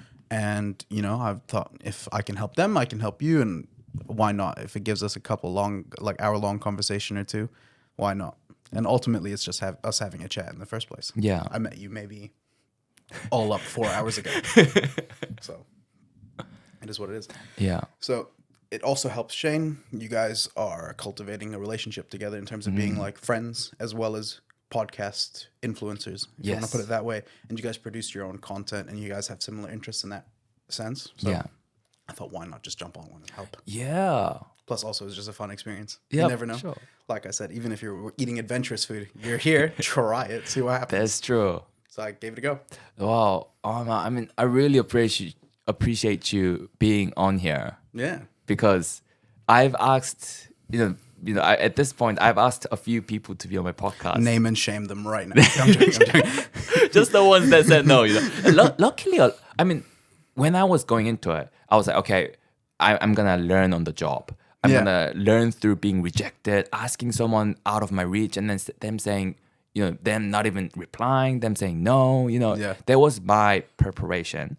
But luckily, so far, surprisingly, a lot of people are really open to it. Yeah. And it's really heartwarming to see, even if they say no, it's mostly in a polite way. Okay. Haven't been really ghosted too much. Well, that's a good thing. Yeah. Yeah, overall, I think that's a good thing. But no, I think ultimately as well, people are quite interested because it's something that's in society now. Everyone has a podcast, or everyone talks about a podcast that they're big fans of. So having the ability or the opportunity to come on one might be something that people want to capture and try anyway, even if they don't necessarily enjoy it, or if they're hesitant, or it's something that they really wanted to try. It's an opportunity that's there and they'll jump on it. Yeah. I found this interesting, so I thought, why as well do it. Would you have your own podcast, Kevin? I don't know what I'd talk about. Or like food things? Food and finance? Food and finance. The FNF? FNF. The FNF podcast? That sounds awesome. FNF by K. Yeah. Right? Yeah, that should be a pretty good one. Do you have a middle name? I do. It's Camille. It's my dad's name. Oh, is it C? Does it start with C? No, it starts with a K. Yeah. Oh, wait, hold up. Okay. I was gonna say, but yeah, maybe. Yeah. The viewers can put it all together. Yeah, no, those are my initials. FNF, but you can say K and K, like, because it's absolutely Kevin Corbin. Yeah.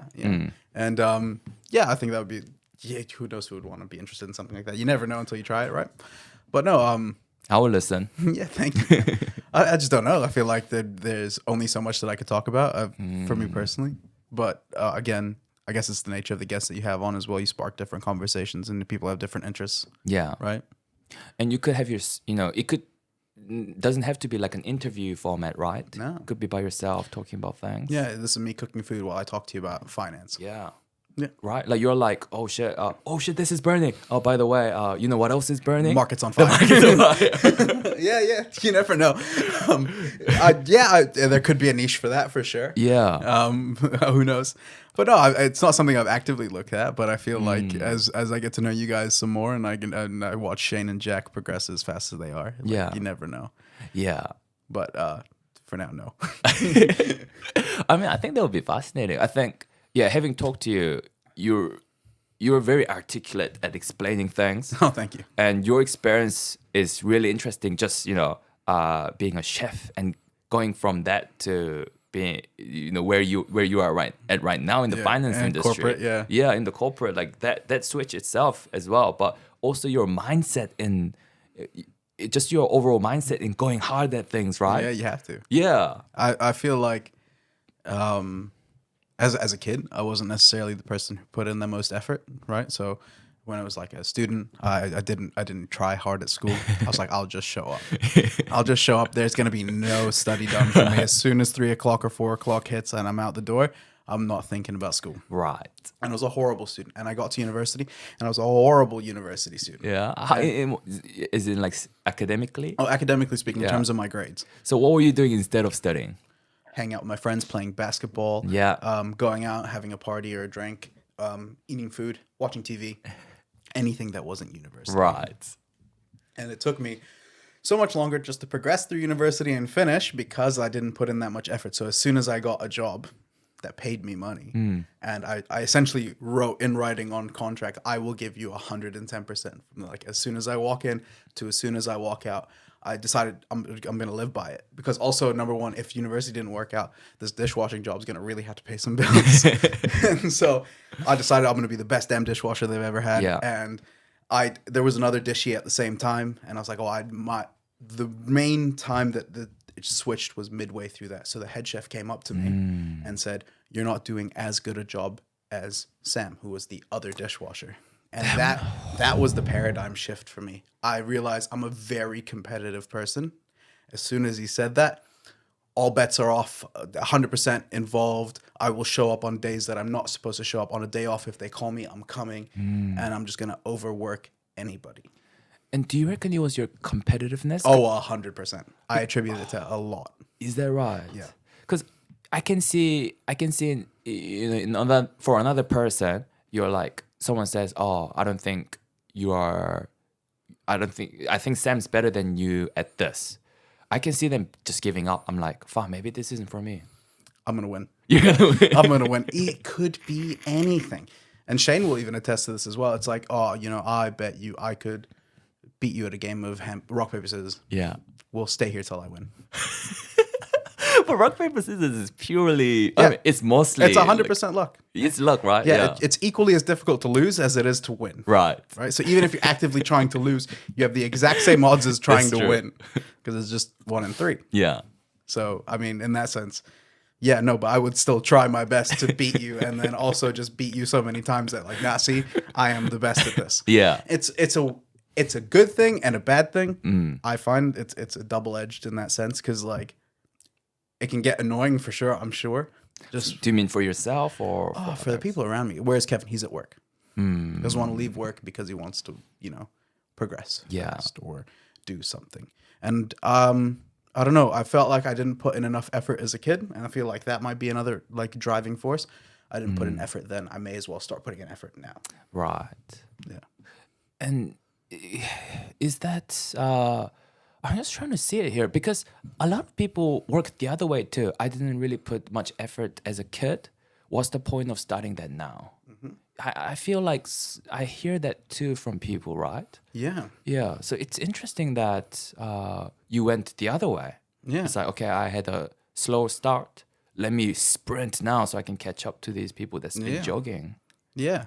I think it also depends on everyone's temperament and mentality in that sense. And I looked at it as like, well, if I don't do this now, I won't have the opportunity to do it later.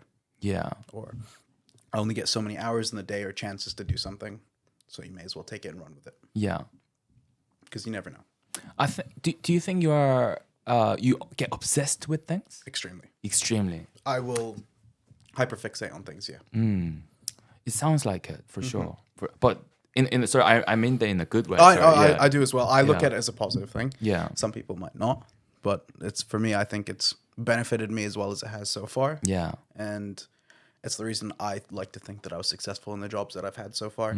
Because I try to put in the extra effort and run a mile a minute and just keep going. Yeah.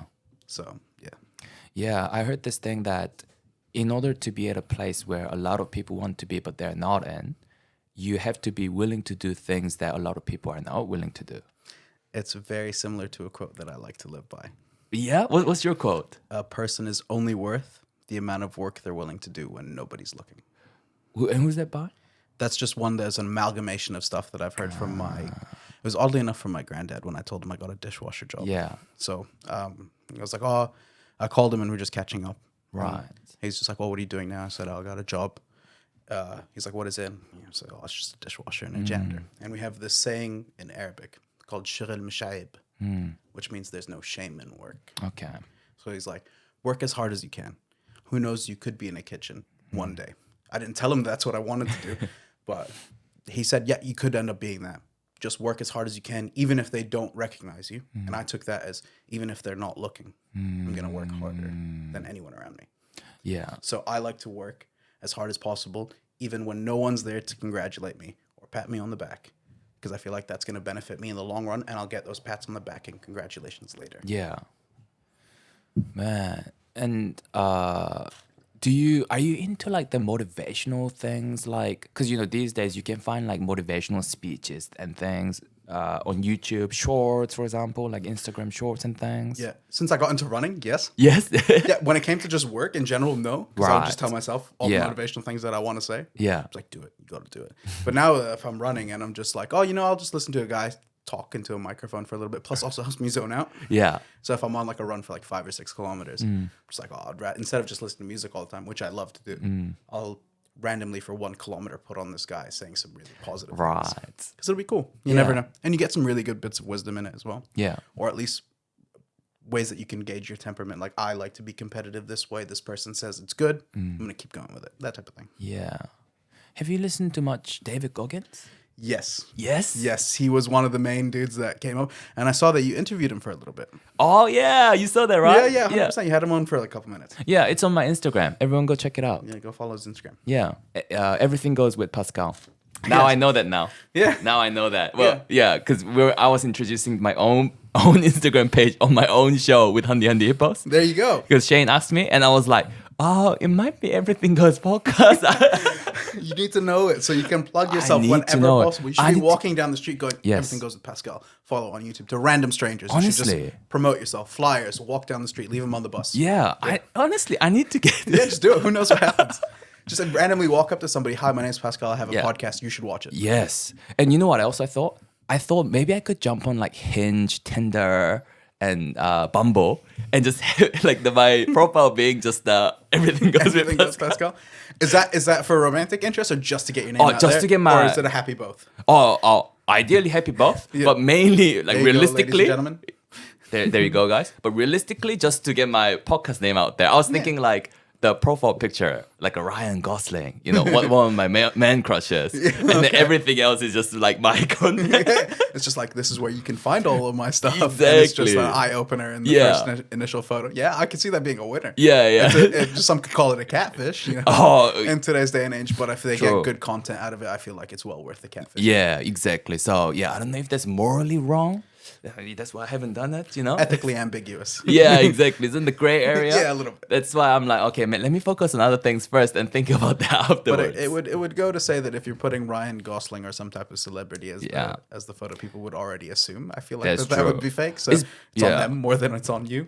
They might think it's hilarious. No, yeah. Because if I say if it's Ryan Gosling photo and it says like Ryan with his correct age, they will be like, "Ha, someone's There's no making way." there's no way, right?" And they click on it. It's like, "Oh no, it was just a clickbait." Yeah. And yeah. you should use like ChatGPT or AI to create the like little blurb that you put about True. yourself. Yeah. And like plug everything or sorry, everything goes with Pascal in the voice of Ryan Gosling or in the voice of X person that you're using. Yeah. Who knows? They could probably write something that'll get you a couple of listeners. Or maybe even I could generate image of Ryan Gosling being on my podcast There you go. and me interviewing Ryan Gosling. I'm sure you could deep fake one of them. Oh, easy as. Yeah. Easy You as. may as well try it. Who knows? You could just end up having Ryan Gosling as on your podcast. True. And if he's one of your man crushes, Yeah. it's a win. I would love that. Are you a big fan of Ryan Gosling? I am.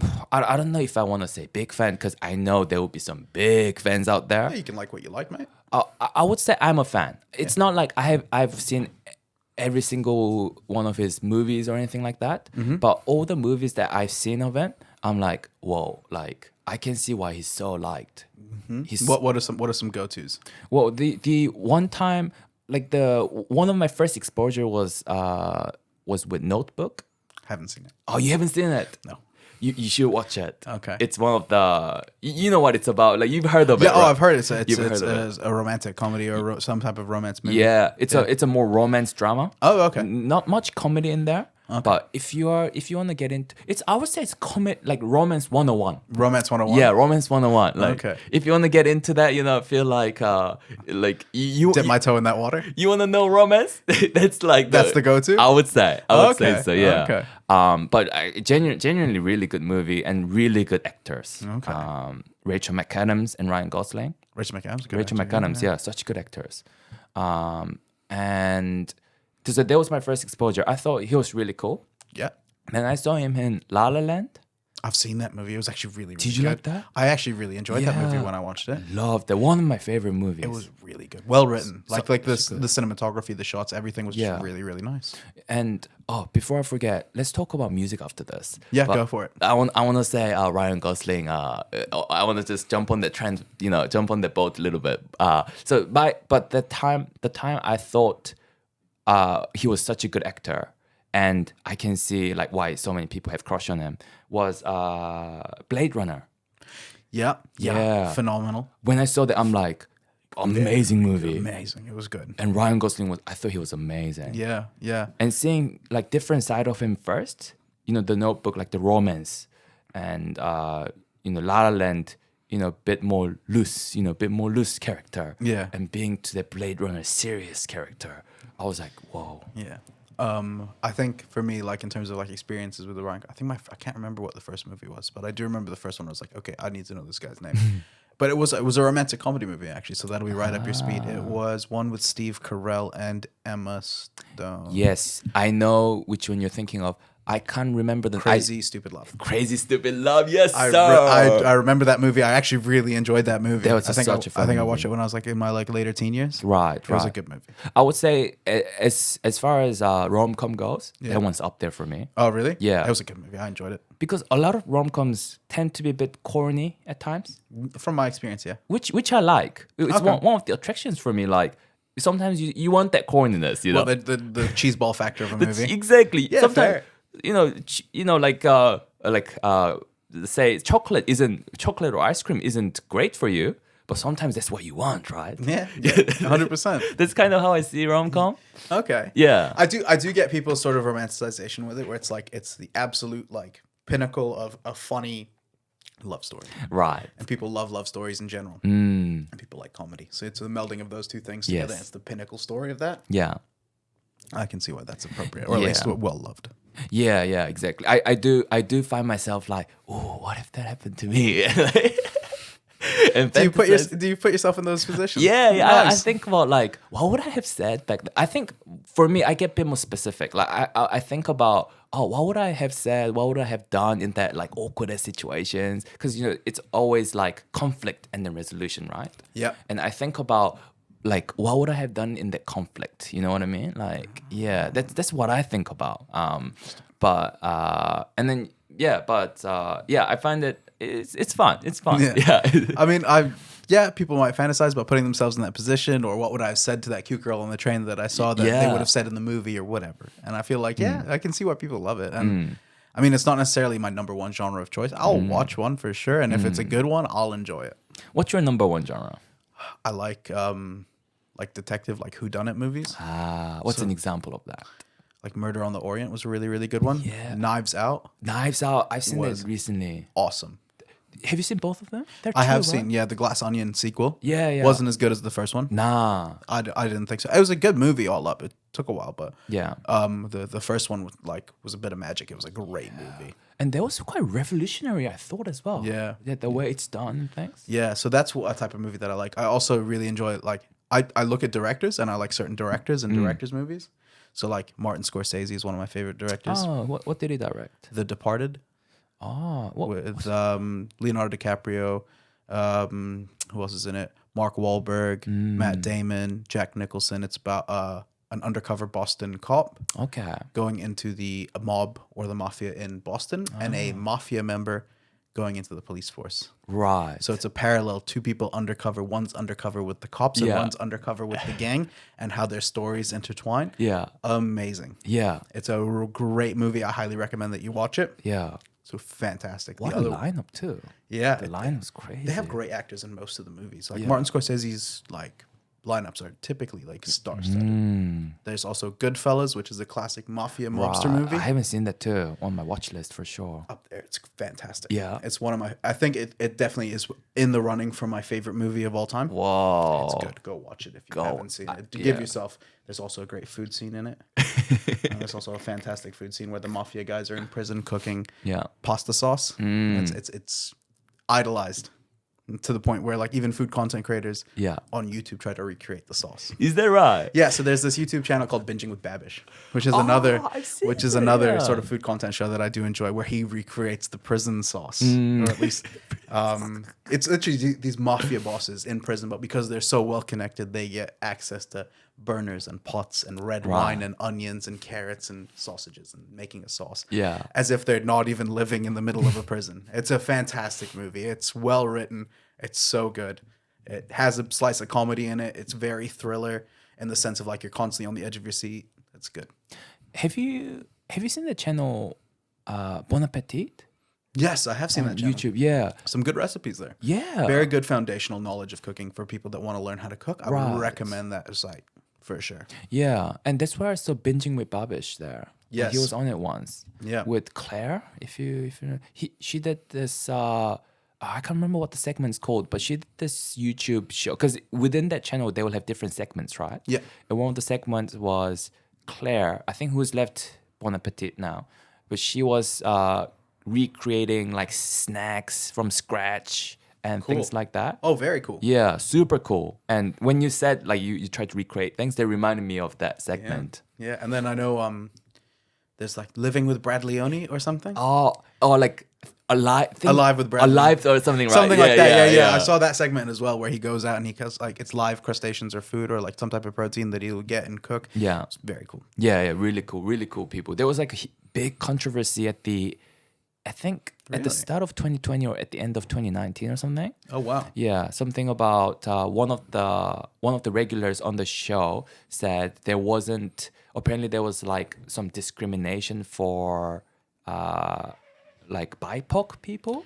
Really? Yeah, and so she was kind of stepping up to say the way that she was in the community herself, and the way that the community was treated hasn't been fair, and this has not been addressed, and this has been it's been like that from the top down, you know. Oh wow. Yeah, so for a long time. So she said because of that she's leaving, and of that Claire left as well. I mean, I don't think she's in the BIPOC community, but I guess she agreed with what that person had to say. Yeah, and a few other people left off that controversy too. Yeah, they changed the whole vibe a little bit. Okay. Yeah, I don't think I think I'm well behind on my Bon Appetit viewership knowledge, but I tend to only watch a few people now because I'm not really running for the food scene anymore as much as I used to. Right. The people that I would watch would be like people who've worked in the industry, and this is like cooking in the industry environment, not just like I want to make this thing because I think it's cool. Yeah. It's like the practicality of doing it while working in a full-time kitchen I quite enjoy. But then there are content creators like Joshua Weissman and Maddie Matheson who are ex-chefs who now work or don't do like on-the-line cooking in a restaurant, but they create those type of recipes that are quite creative. I like that. So you like to have a bit of credibility on who you watch? Not necessarily credibility. It's something I can relate to. I feel like you typically people like to gauge their... How do I put it? They like to hinge on to people that they can relate something to. Yeah. But even if it's Joe Blogs, who's never worked a day in their life in the kitchen, like Binging with Babish, I will still love their content. Yeah. Yeah. It's just, I think because I've bought their cookbooks, I will plug them. I was going to ask you about that. I was going to ask you, because you said on one of your Instagram posts, you said... You talk about how you've been collecting cookbooks, the cutleries too, the plates and things. Yeah. That's actually a really good deep dive. I think it was on the picture of a pork chop dish that I did. Yeah. Where I said, watch the new bowl. I've gotten addicted to creating or collecting plates as much as I have cookbooks. Yeah. I can't remember which photo it was on. I think I remember which one. Pork chop. It might have been pork chop, but there was another pork chop post you said pork chop was your favorite move in karate. Oh yeah, my favorite move in karate was a pork chop. Yeah. I do remember that one. So I don't know if it was pork chop or maybe you had two different pork chops. I do have a few pork chops out there. True. So it probably would have been one of those. But yeah, no, I do have like a fiendish collection of cookbooks. Is that right? Yeah, any chance I can get to buy one, I'll buy one. Or I'll find one in an op shop and I'll be like, hey, I'll take this one. Wow. Yeah, I have random cookbooks from like the 1920s, 1930s that I found in an op shop that have absolutely nothing to do with recipes. I have one that's the dictionary of food. So it's like it'll give you like a type of fish. It will go down, let's say if you like flounder. So you go to F and it will give you like the flavor profile of it and how people typically cook it. And it's like from like it's old, it's musty, it's like one of those typical old books, but I found it and I treasure it. Yeah. I have one of my favorite books is the cooking of provincial France. Okay. Which is like breaks down like the regions of France and how they cook food. Yeah. And this is like way back in like the 1960s, 1950s. And it talks about the beginning of haute cuisine, Haute, haute cuisine. Okay. Which is the foundation of like fine dining food. Right. Yeah. So you read those too? Oh yeah, 100%. Why not? This is when I was really getting into, like I said, I would hyperfixate on something to the point where I wanted to win. Yeah. And I felt like that would be learning as much as I can from as many sources as I can and putting it into practicality. And so I have all these books that I would sit down and read, which now, because I've switched genres in terms of my career, doesn't necessarily gauge me much, but it's a knowledge that I have now, which I quite enjoy. And it's stuff I can whip out at a cocktail party, especially if I'm just hanging out with some random people. And like you said, food is so universal too. Yeah. So you say you move country, it's still going to be relevant. Yeah. You meet new people, it's going to be relevant. Yeah. And I think everyone has a good food story and a bad food story equally. Yeah. But like, because everyone has that type of experience, people can, again, relate to them or at least have some type of familiarity with them. And I feel like that is like a way that you can develop bonds. Yeah. Let me tell you about this cool time I went and got Korean food, for example. Yeah. And I would tell you that story, be like, oh, because this is similar to how I had something in Korea or some type of story in your background and you become friends through that. Yeah. It's the most universal thing that people can bond over. Yeah. It's also things that people can fight over on who created what. But it's also a thing that a lot of people will tend to bond over. It's like, I really enjoy X food. Oh, me too. Let's go out and get X food together. And you get a new friend out of it. Yeah. Have you tried much Korean food before? Yeah. Yeah? Yeah. So the sous chef that I worked with, he's Korean. So I got to go to a lot of places with him. And his partner is also Korean. And they would teach me a little bit here and there. And I used to go out and basically I'd be like, you order. Whatever you order, I'm just going to try. Yeah. And from there, it was just your token Korean barbecue, which is what we like started off with, and hot pot. And then like bibimbap.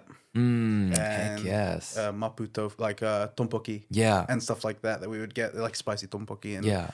And we'd go out and get just random like bits of food with soju, grilled meats, cold noodles. Like you get the cold noodles in broth. Yes. Can't remember the name of it off the life of me. Oh, but naengmyeon? Yeah. Naengmyeon, yeah.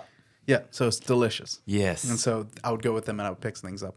And like how like dried squid is like ojinga and stuff like that. Awesome. So you picked up some words too. There. Yeah, tried to. Yeah. They're called noodle. You know what's surprisingly good? My brother put me on this. So you know how you go like Korean barbecue, Yeah. and you cook like what's the well you order meat and you cook, right? Yeah. And then what my brother used to do is order cold noodle, and then he will put that meat on the noodle and have it with that. Oh, okay.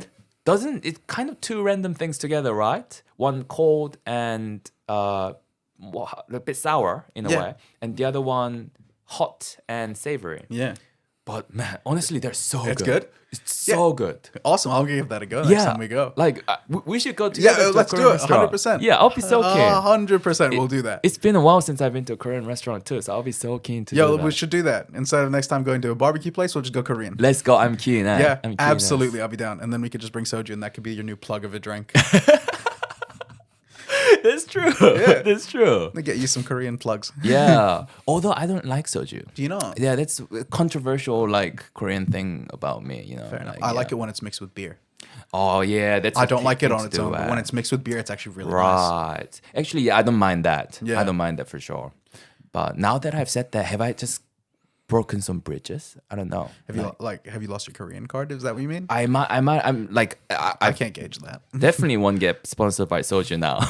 Well, I mean, if you get, you could like make the case, but I didn't like soju before, but now I've tried this one. Yeah. And this is my favorite. And yeah, you're back in the game. That's true. You see, you should be creating content. No, that's what I mean. You'll be back in the game and you can get a soju sponsorship. Yeah, exactly. You never know. Like, yeah, that's true. I could say that I never liked soju, except until I tried tried this. this. Yeah, man. There you go. There you go. Nah, like, but that's exciting. Have you tried kimchi? Yeah, I love it. Yeah, Absolutely love it. you like that. Honestly, there's something that I tried that I really enjoy doing it is putting it on top of a fried egg or my scrambled eggs in the Yeah. morning. If I ever do eat breakfast, which is very rare, Yeah. put a bit of kimchi in a scrambled egg. It is Yeah. amazing. Oh, I should try that. It's really I good. should try that. Because like I like to put hot sauce on my eggs. Yeah, Unless I'm okay. cooking like an omelet or something, which is I try to keep it like traditionally French. But if I'm cooking like scrambled eggs or a fried egg, I'll throw kimchi on it. Or I'll cook it in a pan and I'll fry the kimchi with the egg. Delicious. Right. Well, how do you keep an omelette purely French? So there's a lot of like debate on like good omelets and bad omelets. Okay. Like you have your American one, which is like quite heavy curd. So in the sense that like it's not stirred often, it's quite thick and not overcooked, but essentially it's cooked further than what a French omelet would be. And the same thing people would gauge with their scrambled eggs. Some people like hard scrambled, some people like a bit of a watery scrambled. So it's all different. Okay. But traditional French omelet is eggs, and butter, and that's it. Maybe a herb.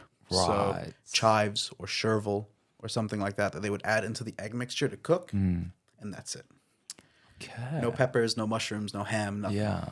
You can if you want to. And then the technique to cook it and the output requires much higher skill because you're constantly stirring the pan and you're cooking your eggs till the curd forms at the bottom, but it's very light. Yeah. And then as you fold it and get everything ready, have you seen the video of the omuraisu guy? No. That will create the omelet that he puts on top of the rice and then cuts it and it pops open. Ah. Well, it's one like that where it's shaped essentially similar to a rugby ball or an American football. And that's how the omelet is supposed to be shaped. Very cone-esque and holds like a really nice shape. And as you cut it, the egg is super soft on the Yeah. inside and buttery and fluffy. Right. Third post on my Instagram. You should. I feel like with the with these traditional methods of cooking, often it's always like it's harder technically, and also or that it takes longer, like the caramelized onion. Yeah, that one. That word. Yeah, caramel or onion. The caramelized onion. Yeah, I don't know. I feel like nowadays we're very big fans of like things being sent to us quite quickly, and Yes. we're slaves to efficiency in the sense that like people can want something, and if it comes to me now versus 10 minutes from now, I'll probably enjoy the thing that came to me first. Similar That's to a true. lot of things. That's true. It's become a trend in most of the stuff that we do. And like, for example, in a news story, you want to be the first to the headline, but not the backstory. Yeah. In the same essence of like, you want something done now as opposed to enjoying the process. I Yeah. think enjoying the process is a lost art now. Right. Yeah, that's true. Like, what do you think about those lab-made food? You know, like the impossible meat and things like that. If it's for your diet, in the sense that you have the restrictions of being vegan or vegetarian, Yeah. and it works for you, 100%, not a problem with me. I'm personally a meat eater. I love meat. I don't have any problem with it. And in that sense, I think that the content of what gets put in your fake foods, not being organically made, has an avenue for not being necessarily the most healthy in the sense of, like we're talking about canola oil and how it wasn't originally made to be an oil, for example. You could make a case for these things as well because they're lab made and lab grown. You can get the same nutrients from them to a degree, but are the micronutrients the same? The minerals that you'll get from it, are they all the same? You never know. Probably not, right? That would be my bet. There's so much nutrients in organ meat, for example. Right. That you wouldn't get from muscle meat, like a ribeye. Yeah, I've heard that. Yeah. Oh, dude. So another one, like a lot of people that talk about like indigenous people who would go and hunt like game and kill game. The first things that would go are organ meat. I've heard that. Yeah. Yeah. First things that would go, nutrient dense. These are things that would like filter blood, for example, like liver. And they have all these microbiotics in there, which are good for you. Yeah. So ultimately, I feel like that would be something that would be essentially one that's made to be eaten. Right. In the sense of if you hunt game and you're in that sort of sphere where you eat animal meat or animal products. Obviously, if you're vegan and you have a dietary requirement or an ethical one, some people who really enjoy meat still will be vegan for ethics, then by all means, approach it if you want to.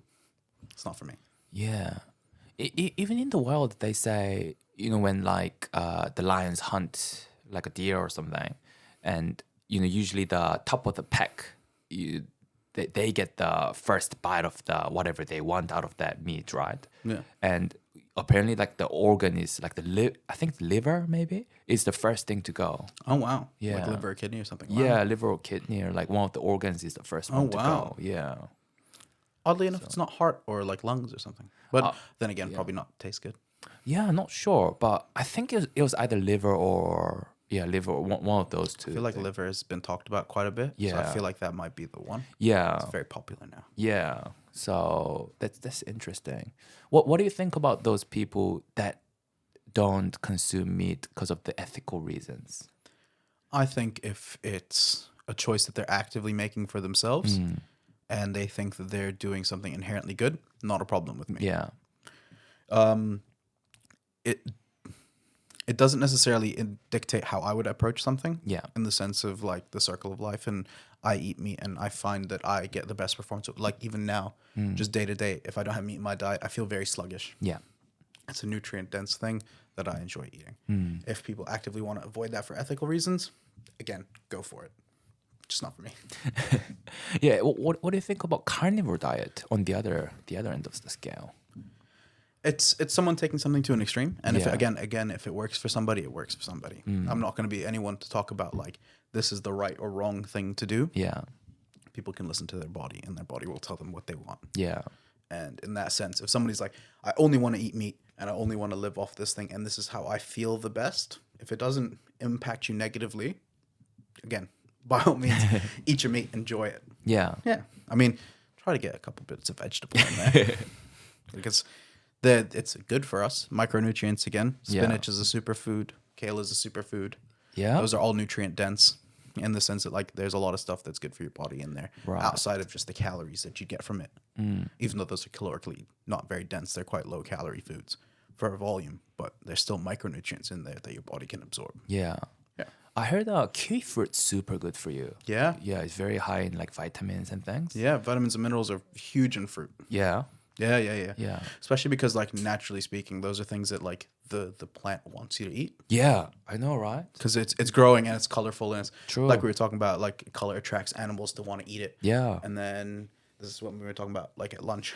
And how like essentially what would happen is you would eat that fruit and then you would go and take that seed with you, and whether that was something like that was excreted out of you or just dropped off fur or a person, grows into a new tree. So the tree by default wants you to eat eat the fruit. Yeah. So it's designed to be eaten. Yeah, I've heard about that. Like, and on the other end of the scale, they were saying, like the vegetable, they don't want to be eaten. Oh, really? Yeah. So there's this study where they say when you cut a leaf or like a vegetable or something, and that part starts releasing this this chemical. I'm kind of missing out all the technical details here, That's fine. but this chemical that's that is toxic to our body. Really? Yeah. So the thing with that, they say, is very small amount, but things have different defensive mechanism, right? Say for example, with rabbits, we want to eat them, we start hunting them. Their defensive mechanism is running away And being fast. they're being fast, right? And with like fruit, like you said, they want to be eaten. They Yeah. want to spread their seeds somehow, and that's their way of doing it. And with vegetables, they don't really have anything like that. So their defensive mechanism is releasing that toxic, so they don't get eaten. But so there was this one guy who claims that, and his diet is because of that purely carnivore. Okay. But counter argument to that is that it's in such a small amount that your body actually when it does overcome, your body gets stronger because of that. So that's actually what makes you stronger. Oh, like the whole like what doesn't kill you makes you stronger. Yeah, Or exactly. inherently, your body becomes immune to it. Exactly. Like microdosing yourself with it. Yeah, it's basically like a working out for your body kind of thing. Interesting. Yeah. I feel like that could be a good argument in that sense. Like you've exposed your body to this for X amount of time, and now your body's technically immune to it. People tend to do that with their kids as well. Like if a kid in the neighborhood gets chicken pox, like parents might get their kid to go get it. Yeah. So they don't get it later in life, and they build that immunity quickly. Yeah. Yeah. The pox party, right? Yeah, the old Yeah. pox parties. Pox parties. Did you have you had kitchen pox? I Chick- don't no, think so. Was it chicken pox? Yeah, I don't know if I have or not. Right. I might have got it early to the point where I don't remember it, but I Yeah. don't remember having chicken pox. Oh man, that's the itchiest thing ever. And now I'm kind of worried because apparently if you get it when you're an adult, it's way worse. I've heard that. Yeah, so I might actively avoid that. I'll just ask my parents if I Yeah. ever got it or not. Well, maybe just bang on 2 hour mark. I have for those regular listeners, I've got a segment for you, Kevin. All right. Specifically catered towards you, Kevin. Towards me. Yes. Okay. It's what I like to call 7 Kevin in heaven. 7 Kevin in heaven. All right, I'm down. Hit me with it. What is it? 7 Kevin in heaven. Because of that, we're gonna talk about music at some point. So don't let me forget that, Kevin. Yeah, absolutely. I'll Yeah. remind you. Yeah. I would love to. I'll talk do a about that. creative like chime in and force it into the conversation. Yes, please. Yeah. 7 Kevin in heaven. So on my notes here, Yeah. I've prepared 7 Kevins. 7 Kevins. 7 Kevins. Okay. Who most people would know, Yeah. like they're famous Kevins, right? Okay. Yeah.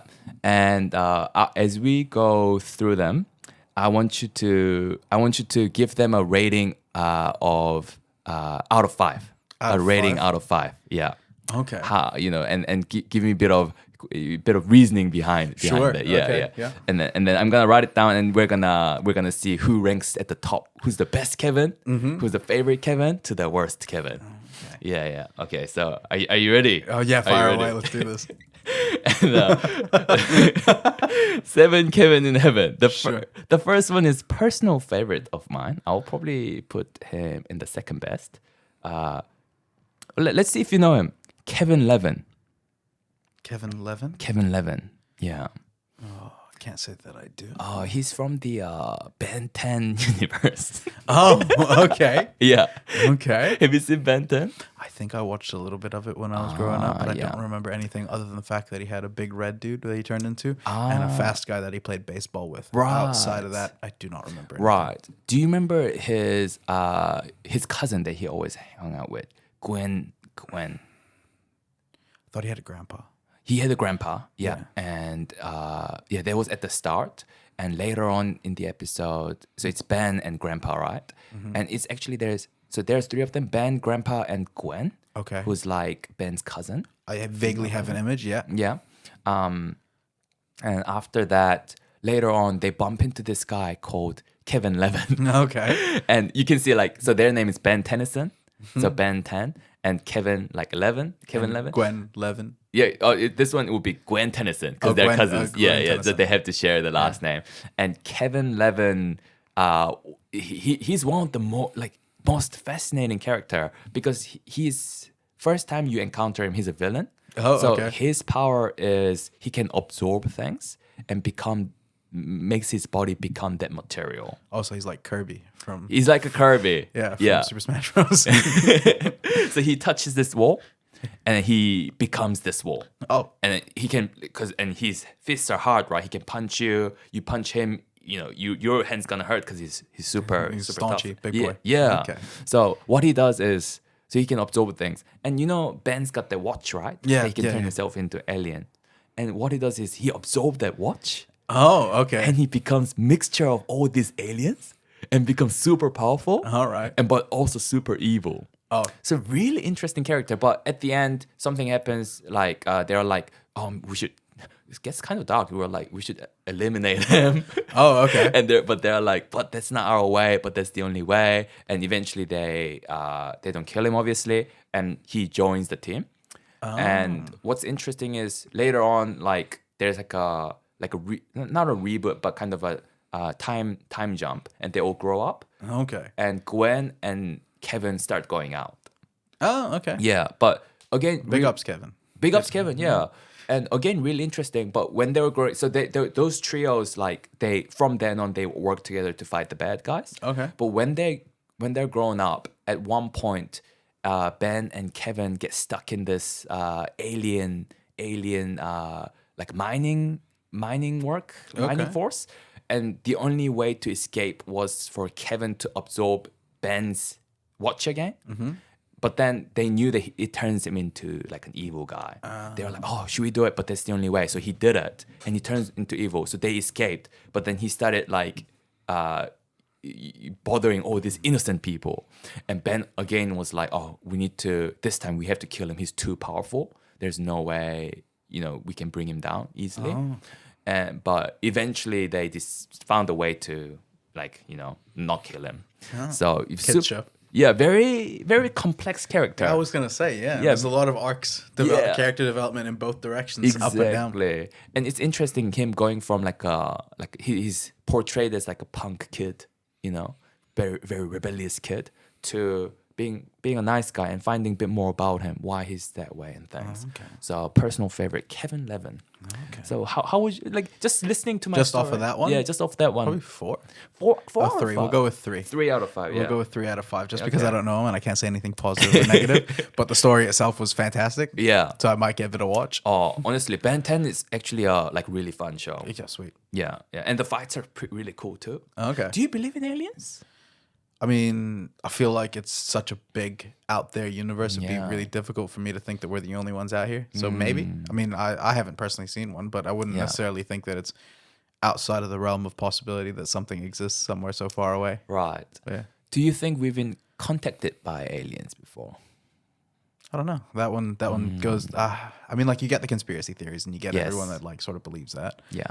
And I mean, for me personally, if I can't research it and see it for myself and have concrete evidence, I would say no. Right. But then again, apparently someone under oath in the States just confirmed that they exist. Yeah, I know. They're super recent, right? Yeah. A couple days ago, apparently they were like, "Yep, aliens exist. We have alien biologians in our custody. Yeah. So there's a good chance that they are real." So who Yeah. knows? Oh, that's interesting. Yeah. Okay.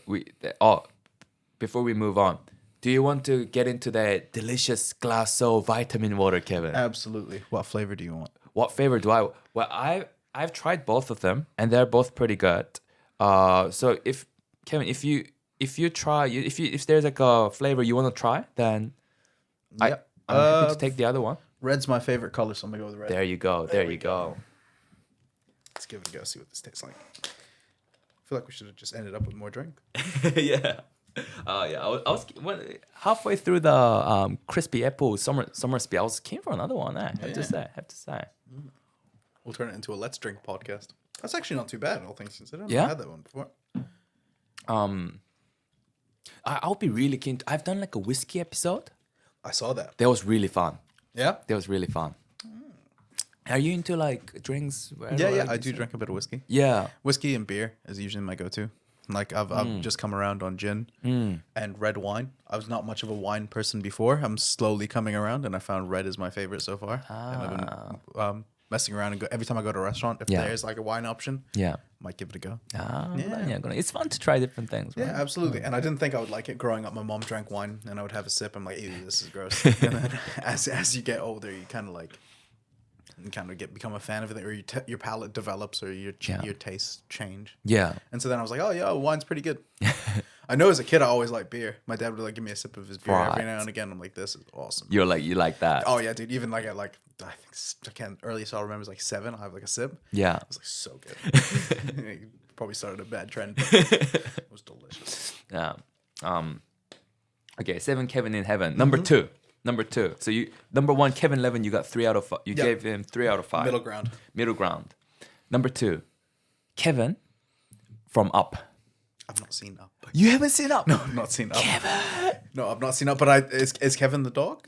No, it's the bird. It's the bird. Oh, Yeah. okay. No, I've not seen Up. So I guess I have to give that one a 3 as well. Sorry to the viewers who are upset with me because I've noticed that I've also have a lot of movies growing up that a lot of people have seen that I've Right. not. Yeah. The Notebook being one, Up is another True, one. that's I true. have not seen, or at least I don't remember seeing the Shrek movies. Right. So That's a big one. yeah, I've heard. That's a really big Yeah, one. But there's also like like the cult classic movies that I've Yeah. not seen, like Forrest Gump. Right. Haven't seen that. Is that right? Yeah. But I consider myself a really big movie buff in the movies that I like, so it's a bit weird that I haven't seen those like cult classics. I guess it's in theme with your kind of going handies on the things that you like. Oh, yeah. And less on the things that you're not Yeah. as interested in. Yeah, I guess so. Yeah. But no, I've been told I have to watch that movie, so at some point I will watch Up. Oh yeah. So I'll rate that guy a 3 as well. Oh, yeah. Yeah. Okay, number 3, Kevin Hart. Oh, definitely a 4. 4 out of 5. Oh. Yeah, man. Like everyone kind of goes like, oh, he plays the same character in every movie. Right. He's funny, man. He's funny as. Yeah, he's so good. And even like his like early stand-up comedy days before he got really big Yeah. in movies, they're great. And it's funny. Yeah. What's like a good Kevin Hart movie that you like? There was the movie where he actually had a serious dramatic role, like Fatherhood. I haven't seen that. Oh, so he becomes I- a single dad. And it's like a Okay. Netflix movie. That was really good. The movie that he was talking about, we talked about with Bryan Cranston, where he's the Yeah. care. Again, another serious role for him. Yeah. Great. But he also has all those funny movies as well. Like any of the Jumanji movies, those are funny. Night School, Central Intelligence. Right. He has all those ones. Are good. Get Hard with Will Ferrell. I love that movie. Oh, was Kevin Hart in that? Yeah, he was the dude that teaches him how to be rough so before he goes into prison. Yeah, man. Oh, I really enjoyed the movie Get Hard, right? Yeah. I can't remember Kevin Hart on it, but I need to rewatch that. But yeah, that's a great movie for sure. Yeah. And I like the ones with what's that one with Rock? The Rock. Central Intelligence. Central Intelligence, right? Yeah. Really enjoyed that. He did Jumanji. All the Jumanji movies have the Rock. Oh, that's true. Yeah. Have you seen that interview of Rock? It was that Rock and Kevin, or I think it was just two of them interviewing each other or something. And at some point they like imitate each other. Okay. Have you seen that? I think I've seen Jack Black do one of The Rock. Right. And I thought that one was really good. But I've also watched a movie, or like them doing the marketing for a movie. I think it was Central Intelligence as well, where they're doing like an Instagram live or like a Snapchat live or something, and they're on each other's videos. Right. They start cussing each other out. I remember watching that and thinking that was quite good. That was a Yeah. quite clever way to like market a movie. Right. Yeah, I saw like Kevin Hart imitate The Rock. Yeah. And I was like, I obviously don't know The Rock in person, but I was like, man, he's bang on. Yeah, He's it's bang like on. it's the character that everyone sees. Like it's the same thing that we all kind of say, where it's like it's just The Rock being The Rock in a movie. Yeah. Where he just plays himself. So Right. I feel like if he plays that caricature like of Dwayne Johnson, then Yeah. it'd be bang on. I can picture him doing it. Yeah. Oh no, that was so good. Okay, so number 4. So the number 3 was Kevin Hart. You gave him 4 out of 5. Yeah. Number 4, Home Alone, Kevin McAllister. 5. 5 out of 5. 5 out of 5. Damn. Home Alone is a great movie. 5 out of 5. We've had a 5 out of 5. Hell yeah.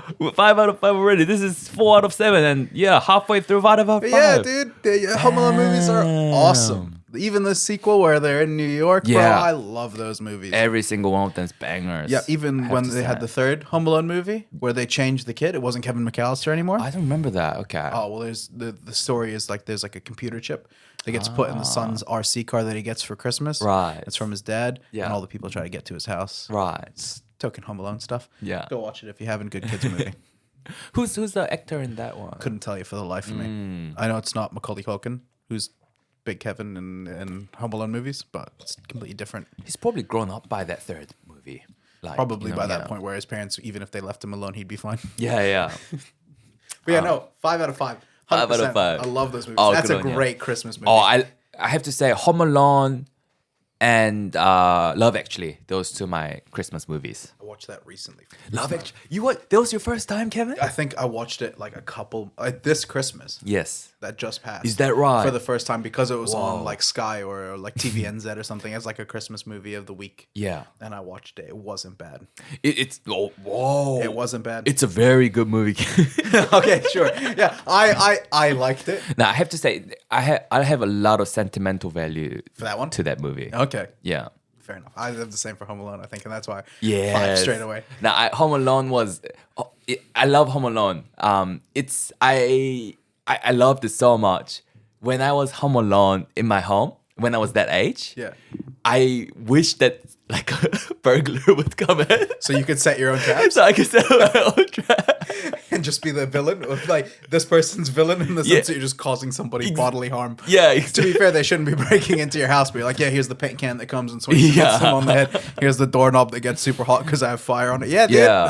I honestly thought the same thing. Yeah. Oh, dude, I used to think about it. I was like, if I had to make a trap, when I Yeah. used to watch that movie as a kid, I'd be like, what would I make? Yeah, Yeah. I was thinking like I can outsmart them. I Yeah. can outsmart like burglars. Yeah, 100%. When that's what I was when thinking. you like this one child trying to beat 2 grown adults. Yeah. I mean, it probably wouldn't have happened in Nah. real life, but I gave it a go. If it happened, I was ready. I watched my movies. I'm prepared. Yeah, exactly. We're ready. We're ready for it. 100%. Yeah. There's something waiting on every door opening. There's a shovel to hit you in the face or something. Yeah, exactly. It's a good skill to have, just in Just be case. crafty. Even these days, someone broke in here, Kevin. Yeah. You set up those traps. That's it. You can just chill right here. Yeah, just You- be like, pick the wrong house, but exactly. yeah. So damn, 5 out of 5. Yeah, dude. Good call. Good call. Yeah. Oh, before I go on, in Love Actually, so there are few love story happening simultaneously, right? What was your favorite love story? I think the Prime Minister one. Ah, yeah, I think that one, if I remember, he's Prime Minister, right? yeah, Yeah. That was a good one, just because, it's like somebody you wouldn't expect. Yeah. Essentially, like it's like the romance between somebody who's in like a position of power and someone that isn't. right. That's kind of cool. Ah, Yeah. that's cool. They get caught at the end of the movie when the curtains get popped open. Yeah, yeah. And it's like, well, shit, this is us now. Bit of an oopsie. Yeah. So Yeah. that was a good one. Yeah, no, I do like Hugh Grant as well. Yeah. So yeah, good call. Number 5, Kevin, the Minion. The Minion. Oh, Have you seen the Despicable Me? I've seen the first one. You've seen the first one. So obviously there are millions of minions, right? Yes. There's this one tall one with one-eyed minion and he's short, got long stocky. head. Yeah. There's a short, stocky one with 2 eyes. Yes. And this is a tall one. Yeah. And his name's Kevin. Oh, okay. I'll give that one a 4. 4. Yeah, I mean, I didn't. Like minions are quite popular, right? Yes. I like minions. Yeah. I mean, yeah. I enjoyed the movie that I watched. They're what you expect the minions to be. So yeah, 4. Why not? I like minions. We're being positive. We're not going to put anybody down. True. Fictional or not. And have you seen, so for number 6, right? Yeah. Have you seen She-Hulk yet? Yes. You have seen She-Hulk? Yeah. Okay. Because I have to confess, this is I haven't seen She-Hulk. Okay. And this Kevin is from She-Hulk, and I didn't know what it was, so I had to look it up. So, number 6, it's knowledge enhanced visual interconnectivity nexus. 1, 2, 1 or 2. You know this, Kevin? Yeah, dude. What, 1 or 2? Yeah. Oh, I damn. thought it was. I mean, like, I know certain people liked it as a way to like culminate the story and change everything. towards the Okay. end, but I just thought it was. I thought it was just a shoehorn thing into the show. Is that I wasn't a right? big fan of it. No, not personally. So I'll give it a 2. Give it a 2. Okay. I just said that we were gonna be positive, but that one just sucked. This is you being positive on the character. Yeah, that one's. I didn't give it a 1, so it's Right. me being positive. That one sucked. Really? Yeah, Wait, did you like She-Hulk or is it just the The newer Marvel shows I wasn't necessarily the biggest fan of. I think after Hawkeye, Yeah. I wasn't necessarily a fan of most of the shows. Right. But I don't know why. I was a big fan of the Loki show. I thought Right. that was really, really good. And Captain America and the Winter Soldier, where they're talking about Sam's journey to becoming Captain America and Bucky's like arc of redemption, being Yeah. a good guy now. I felt like that was a good show, and those were like, I think it was because they played vital roles in like the MCU, Yeah. and I watched these guys in the movies, and I had like a connection to them with all those movies that I had watched, and these characters that weren't necessarily in there before, I didn't necessarily care for, so maybe that might be why. But I'm not too sure. I wasn't the biggest. I like it was a good show. Like overall, if you had to have me rate it out of 10, I'd probably say 6.5. Oh, not too bad. What about Moon Knight? Did you like Moon Knight? Loved it. Yeah. Loved it, but I loved it because it was very erratic and it was set in the Middle East. Right. Yeah, so I love those two things. It was a very erratic show. I thought it was creative in the sense that it was about a character who didn't even know himself. Yeah. And I thought that was very cool. True. I'm really glad that you knew Kevin. Yeah. strong opinion on Kevin. Oh, dude. Yeah. Sucked. Oh, I need to watch it. So Yeah, I need to watch it at some point. It's some way that they shoehorned at the end Yeah. to wrap up the story in not a way that I enjoyed. So is She-Hulk finished already? I don't know if they're bringing it back for a second one or not. Right. We'd have to ask the Hundy Hippos. Yeah, that's true. They're the experts. Yeah, they're the experts. Shout out, boys. The Handy about that. Okay, the last Kevin. This is a 7 Kevin in the segment of 7 Kevin in Heaven. Yeah. The number 7 is the one and only, the brilliant Kevin Corbin. Oh, 5. No, I'm just kidding. I'll give myself a 3. Give yourself... In the middle. Gotta be in the middle. There's always room for improvement. You rated the same rating as Kevin Levin, who you didn't know before that. Yeah. I mean, listen, I always like to think there's room for improvement, and you can't. True. And everyone's perception of themselves, whether that's positive or negative, is skewed to some direction. So Yeah. I feel like you see the best of yourself and you see the worst of yourself, and you see everything in between. So you always know that there's something that you can change in a positive way, and there's things that you're doing that you're not necessarily a big fan of. True. Whether that's certain habits or things that you're not necessarily like proud of in the sense of like, oh, I show up late to work every day, but I don't care. Right. And that type of thing. If you have those sort of like practices or habits, maybe like room for improvement there. So always at least a 3. There always has to be some numbers that you can get to afterwards. Otherwise, you have no goals to strive for. That sucks. What's something that you can improve on right now, do you reckon? I think balancing myself in terms of the challenges that I'm setting for myself outside of a professional environment. So like how running and swimming and like being more physically fit and active is now sort of become a priority for me. I feel like that is something I could do a bit more consistently. Right. Like I don't mind getting out there and doing it when I get the chance to do it, but I need to get better at actively pursuing time in the day and making time in the day to do it and being consistent. So that'd be one. Right. What's getting in the way of doing that mainly? Oh, like if I come back from work and I'm just like, oh, it's raining outside. Yeah. There's no need to go out for a run. I feel like I should just muscle through it and just do it anyway. Like I'll find a reason not to do it. Yeah. I'll just look for the first one and be like, oh, I could just sit at home and just like play a video game. Right. Which I don't really play many video games anymore, or watch a movie or, do something that isn't exercising. Yeah. Or being more active and physically pushing myself to do it. Because I enjoy it when I'm actually out there and doing it. As soon as the shoes are on and the hoodie's on and my music's playing and I go out and I do it, love it. And, you get the music in so we can talk about that and then I can run and do it. But yeah, no, in terms of my rating, about a 3 out of 5. 3 out of 5. Oh, okay. So Kevin McAllister's my favorite. Yes. So the minion Kevin is second. Yes. Me and Kevin Levin are tied. Oh, and also Kevin from Up. Kevin from Up. Three-way tie. Yeah, and Kevin Hart's in second place as well. That's true. And then that shitty. Knowledge enhanced visual interconnectivity nexus. Also stands for garbage. Garbage. No. Kevin the garbage. Yep. Yeah. Oh man. Oh wow. That's our segment. 7 Kevin in Heaven. There you go. That was a good one. Lots of rhyme schemes. Yeah. Next time I interview Kevin, I'll bring that up. Yeah. Could be with Kevin Hart. Yeah. I reckon you can get that down. If you do, he better rate me high because I've given him 4 out of 5. Well, it's not me rating. It's gonna. I'm saying it's a better. Hart? I'm just saying in the future, Kevin, if you're on the show, you fucking better remember me. We'll tag him right here at Kevin Hart. You know, there you go. Tag him right here. Kevin Corbin. But if he goes in there and rates me highly, music to my ears. Music to your ears. Yeah. Speaking of that, There we go. speaking of that, I was gonna talk about. Well, we're talking about like say you listen to your music like going on a run. Yeah. Are you? I see on the background right there. I keep seeing KBB music on the background. There's like a plastic bag there with KBB music. Is it from you, Kevin? No, God, no. I don't play any. I don't have any musical instruments. Could potentially be one of my flatmates who she plays piano. True. Yeah. So, do you like music? Would you say? You're a Yeah, music absolutely. fan? I listen to music as often as I can. Is that right? Yeah, I really enjoy music. Yeah. What kind of music are you into? I listen to a little bit of everything. It depends on what I'm doing as well. I know that if I'm running, I like a lot of fast-paced music, like very like loud, like hard rock Right. type of music. So I would listen to that.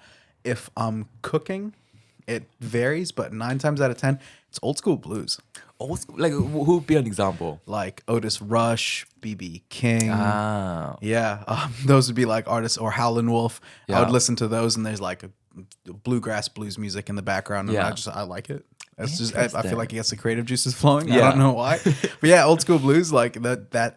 I have a playlist on my phone literally just for when I cook. Yeah. Yeah, man. Cooking So, playlist. yeah, and so I'll just get. I feel like it's just a fun thing to listen to because even the words, like the vocals are a little bit raspy, so sometimes Yeah. you, like they're not necessarily loud and in your face, but they're there. But the majority of the time, it's based on the instruments, and I really enjoy that. I can just focus on the beat or the riff of the guitar, and I'll True. just be cooking, chopping a bit of vegetables, tossing something in a pan or a Yeah. pot, and just going for it. Yeah. What about when you what was it? When you drive? Varies depending on the passengers that I have with me, because Yeah. there's certain music that you listen to by yourself, and not everyone might have the same taste in music, and then you play your typical top 40 with everyone to appease the crowd. Yeah, if it's just myself, it'll be like mostly probably like punk rock or grime. Yeah. Oh So, shit! Like so British. some UK rappers like Bugsy Malone. That'd be a really good one. Bugsy Malone. Bugsy Malone's my favorite UK rapper. Man.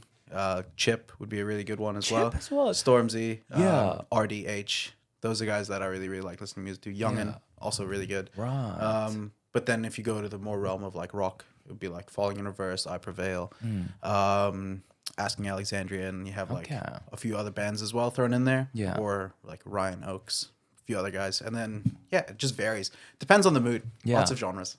How big is Bugsy Malone now?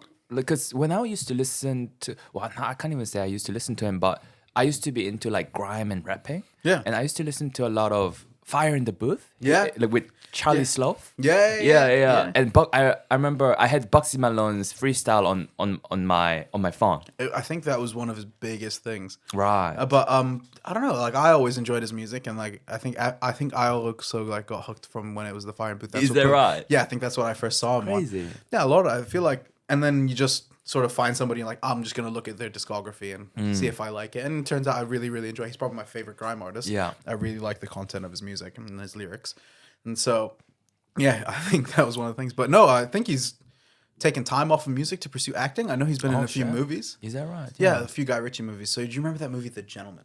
Nah. There's a movie that came out a year before, like 2019, I think the year before COVID, which was a Guy Ritchie movie. He was in it, and then he's been in a new movie as well with Guy Ritchie as well called Operation Fortune. He's Okay. acting in that one. Yeah. So I think he's pursuing some acting instead of music. Oh, good on them. Trying But different he released a things. song yesterday. Bugsy Malone. Yeah, and an artist called Artie. I think it's called One Direction. It's a pretty good song. Right. Oh, no, interesting. What about you? What would be your taste in music? Oh, my I'm gonna taste. flip the script onto the host. Here we go. I used to be a big hip hop and rap guy. Yeah? Yeah, I had an Eminem phase. I would only listen to Eminem. Okay. Yeah, and that was my like school, and a lot of my influenced by my friends too. We're all like hip hop or rap, like one of those two things, and that's like what we talk about when we meet up and things. Top 3 Eminem songs, go. Top 3 Eminem songs. Whoa. Go. Okay, right now from the top of my head, Yeah, I have to top go 3. with things I like that made me fall in love with Eminem. Yeah. One of the things is When I'm Gone. Good song. Yeah, I love that song. That's the first Eminem song I like memorized in my head.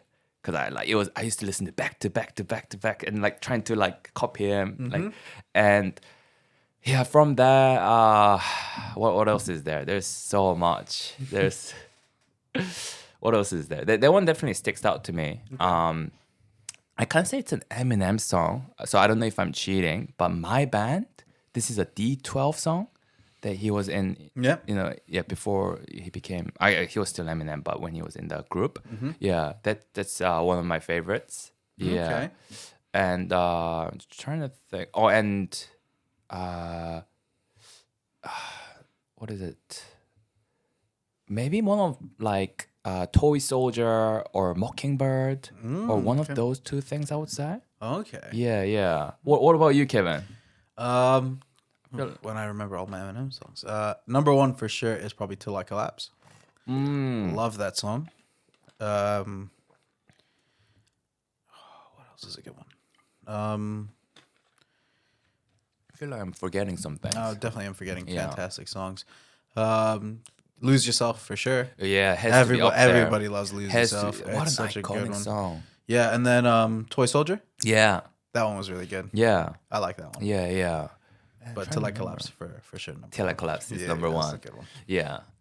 Yeah. Since then, and so they used to be my go-to music genre. Yeah. And at one point, one of my best friends is like a jazz musician. Oh, very cool. Yeah, really cool. So I flirted with him for a couple of years. What does he play? Where- Like what instrument does he play? Also, he plays the bass, like double bass. Yeah. As well as like the electric bass as well. But the double bass is like the main gig. Proper stand up. Proper stand-up double bass. Oh, wow. Yeah. Really cool. And that made me get into like non-lyrical music genre. So I was into jazz for a bit. And at the end, I kind of combined I used to make like lo-fi hip-hop music. Okay. Yeah, like jazz, lo-fi hip-hop music. And yeah, so that's kind of where I'm into now. Right now, I mostly listen to just jazz. Uh-huh. Yeah. Shout out Laufey. It's spelled Laufey. Laufey. She's an Icelandic jazz singer. Okay. I reckon I checked her subscriber on YouTube just the other day. It's around like 500-600K. Mm-hmm. I've been following her since she had like a 5-digit followers. So, day one of the day ones. Yeah. But honestly, like, and from even back then, I was saying like she's gonna be huge one day, and I still think she's gonna be huge one day. Yeah. Wow. Huge. I'll keep an eye out for the name. Yeah, Laufey. She's such a great singer and great like performer too. And she went to Berkeley, so she obviously like knows about the music theory and all that. wow. Yeah. So Berkeley's a good school. yeah, awesome school. Well, here's a question back to you, Kevin. Go for it. Who's your top 3 artist Of all time? of all time? Whoa. It depends on my year because Spotify Rap changes it every year. Who can I listen to consistently? Wow. So I'm a big fan of Bugsy. Bugsy and Malone will be up there for sure. True. John Bellion. John Bellion. What kind of music does he make? It's sort of pseudo like pop rap, Okay. which is really, really good. But it's like produced by him. He makes the beats and creates these songs. Lyrically speaking, it's fantastic. So like a lot of the stories are narrative based. Okay. So like stories about his life or stories about his perception of fame and things like that. It's very fantastically well written lyrics. And ultimately the production value of it himself. He produces a lot of songs for artists in the background Okay. outside of just making his own music. And I feel like he's just a great like creator of music. And every now and again, I don't listen to him consistently, but if I ever find myself going back to his album, like it's good. Yeah. So I would say that. I feel like this changes every like little bit. Because if you had asked me when I was like 15, it would be like heavy metal bands. Right. So I feel like I should throw one of my old favorite ones as a kid in there. So I'm just gonna say Iron Maiden. Iron Maiden. Yeah. Okay. So yeah, just keep that one there because it was a big part of what I used to listen to when I was a kid. True. I had their entire discography burned from LimeWire. I gave my computer like thousands of viruses so I can get every one of their albums downloaded to my shitty iPod. Yeah. So I would say those would be my top 3. Man. At the moment, but crazy. it will change. It will change. Have you read, just random question, have you read the book The Alchemist? No. It's written by this guy called Paulo Coelho, Brazilian guy, I believe, and it's like about like this motivational.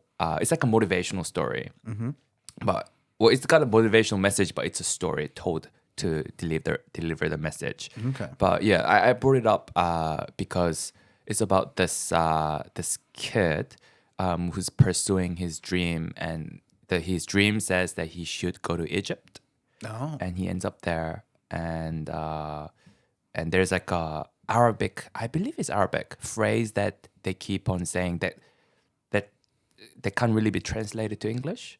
So I was gonna ask you if you knew what it is. It's there's probably two things that get said more than anything in any Arab country. The first one is yalla, which can be translated to let's go, essentially phonetically, but we use it for everything. Right. Like even if you're ending a phone conversation, you'd say yalla bye. Right. And then the other one would be inshallah. Inshallah. Inshallah means like God willing. Okay. So that used to be the answer to everything, but it basically means no. Mom, can I go out to my friend's house? Inshallah. Mom, are we going to go out to here for dinner? Inshallah. No. It's like, Mom, can I hang out with my friends or go to my friend's house for a sleep? Inshallah, habibi. No. Really? But then it would also be the same thing, like your teacher would be like, can you do your homework today? Inshallah. Yeah, you just say God willing, man. So probably that, I guess. Those are the two I would say arguably in terms of like what foreigners might hear the most, which is also just in everybody's lexicon is just the most used words. I feel like those two phrases or words would be the best thing. Habibi is my friend, right? Is it? Habibi translates to my love. My love. But you say it as like anything to like my love or bro or friend. Yeah. Anything like that. Very affectionate term. It's also a very like long-standing language. There's a lot of history in it, so there's like a lot of words that have like very deep-rooted meanings that have changed over time. The term that they were saying in the book is maktab, maktab. Maktab means office. The office, like an office. Yeah, maktab. An office. Yeah. Oh, maybe it's something else. And there's kitab or katab. Okay. Which is a book. Right. They said the closest translation is it's written. Katab. True. Yeah, so kitab is book, katab is right. Okay. Can you say it in terms of like a bit more like conceptual when like saying kind of like it's fate, like in that way? I mean, you could say lots of different things, but I feel like if you say like hayda maktub, it's like it's written. Maktub? Yeah. It's written. Yeah. Yes, it's already been written. I think that's the term. Maktub? Maktub. Yeah, it means written in the past. Yes. Right. It's already been written. Maktub. Yeah. That's the term. Yeah. That's interesting. Yeah. I always wondered like what, I mean, it kind of explains what that meant, but I always wanted to like bounce that off with an Arabic speaker, you know? If you say, like, it's even like that word, like to a degree in terms of like letter structure. And like kitab, which is a book. Katab means write. Iktub means to tell somebody to write or like right now. Yeah. Maktub means it's been written. So it's all phrased under that like root word of like ktub, katab, kitab. So like it all translates into different ways. It depends how they're actually saying it. I'd have to read the book. True. Yeah. Now I think you might enjoy The Alchemist, depending on what you like. Yeah, I've just gotten into reading actually. I wasn't much of a reader growing up, but I'm trying to get back into it. Starting with Sherlock Holmes and like, you know, your typical like crime solving thing, because it's like type of movies that I like. I feel like I'm like, okay, I may as well just give it a go to see if a written one would be good. So it's good. I was thinking about doing that. Good. Yeah. Doing what, sorry? Just getting into a book like that. Oh yeah, heck yes. You should get Goodreads account, Kevin. There's a like basically like a social media, but it tracks like what you're reading and what you have read and what you want to read. Oh, okay. So I use that as like, if I find an interesting book, I want to have it down to read later, just log it on there. Have you read David Goggins' book? You're a big fan of David Goggins. I was actually reading it, but it just got so hectic with... There was the book, because I get it out the library. Oh, okay. Yeah. Auckland Library? Oh, the Auckland Library, yeah. And the thing is, David Goggins' book, it's on... Like, a lot of people want it. So I had to wait like maybe 4 or 5 months to get the book. Really? Yeah, and I had to actually return. I read it to halfway. I had to return it because it was just getting so hectic with podcasts these days. Yeah. Yeah, so I couldn't actually finish it in time. And usually I would extend it, but I couldn't because there's someone else waiting for it. Yeah, So I fair felt enough. bad. Yeah. I felt bad. Okay. But that's a book I am considering buying almost. Yeah, I mean, like, surely you can get like a virtual copy of it online. Yeah, probably. But Or I like are you one of those people that likes the tactile I'm part? yeah. Same. Yeah, If I was to old read a school. book, I feel like I should have it. Like all my cookbooks, I could get them online. I'm not going to Right. read the actual book. Yeah. Kindle, I would go for Kindle if I had one. Okay. But yeah, I know my mom reads out of a Kindle sometimes. Kindle's pretty nice. As close as it gets to the physical one without being a physical one. Okay. But I'll go for Kindle, but not on like the screen or any other screen. Oh, Yeah. okay. So how would you get it then?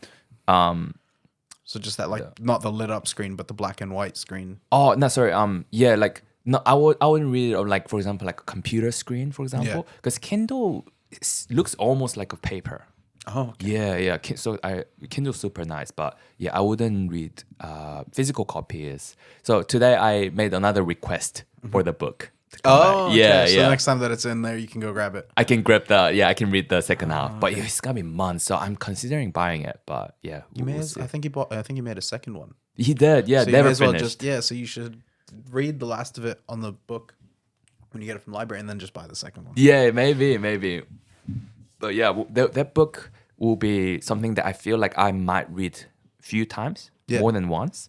Fair enough. Yeah, in that case, I wouldn't mind. You feel buying like you take away something different every time you read it, or you might. Yeah, like for example, The Alchemist. I've read that book like 3 or 4 times now. Oh, wow. Yeah, and every time I read it, I find something new, and yeah, I find it super cool book. But we should link up on LinkedIn and Yeah, absolutely. and Goodreads.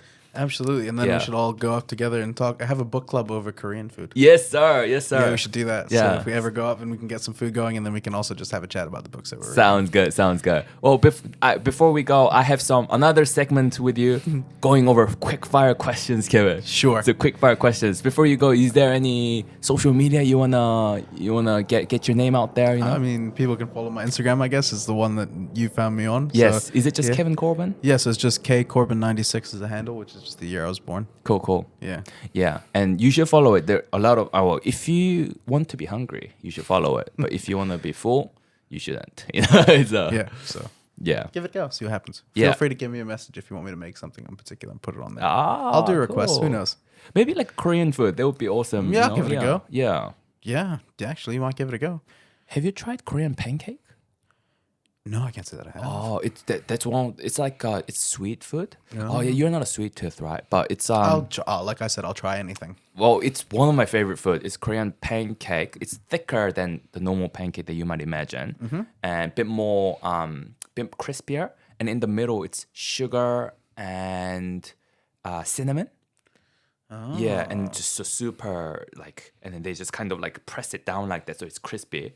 Man, I love crispy things. Okay. Love that joint so much. Fair enough. Yeah. You'd be a big fried chicken fan too, I'd imagine. Oh, I love fried chicken. Yeah. There you go. But I was just trying to think of the most crispy thing I could think of. yeah. I'm a big fan of food, but yeah, those things. These crazy. quick fire questions, are they yes or no questions, or they're like just like genuine answer questions? These are not yes or no, but Okay. but easy to answer. All It's right. not gonna be like meaning of life or 42. Yeah. So quick fire questions. Are you ready, Kevin? Fire away. It has to be asked. We are in the, your flatmate's Handy Handy parade. Who's your favorite superhero? Oh, damn.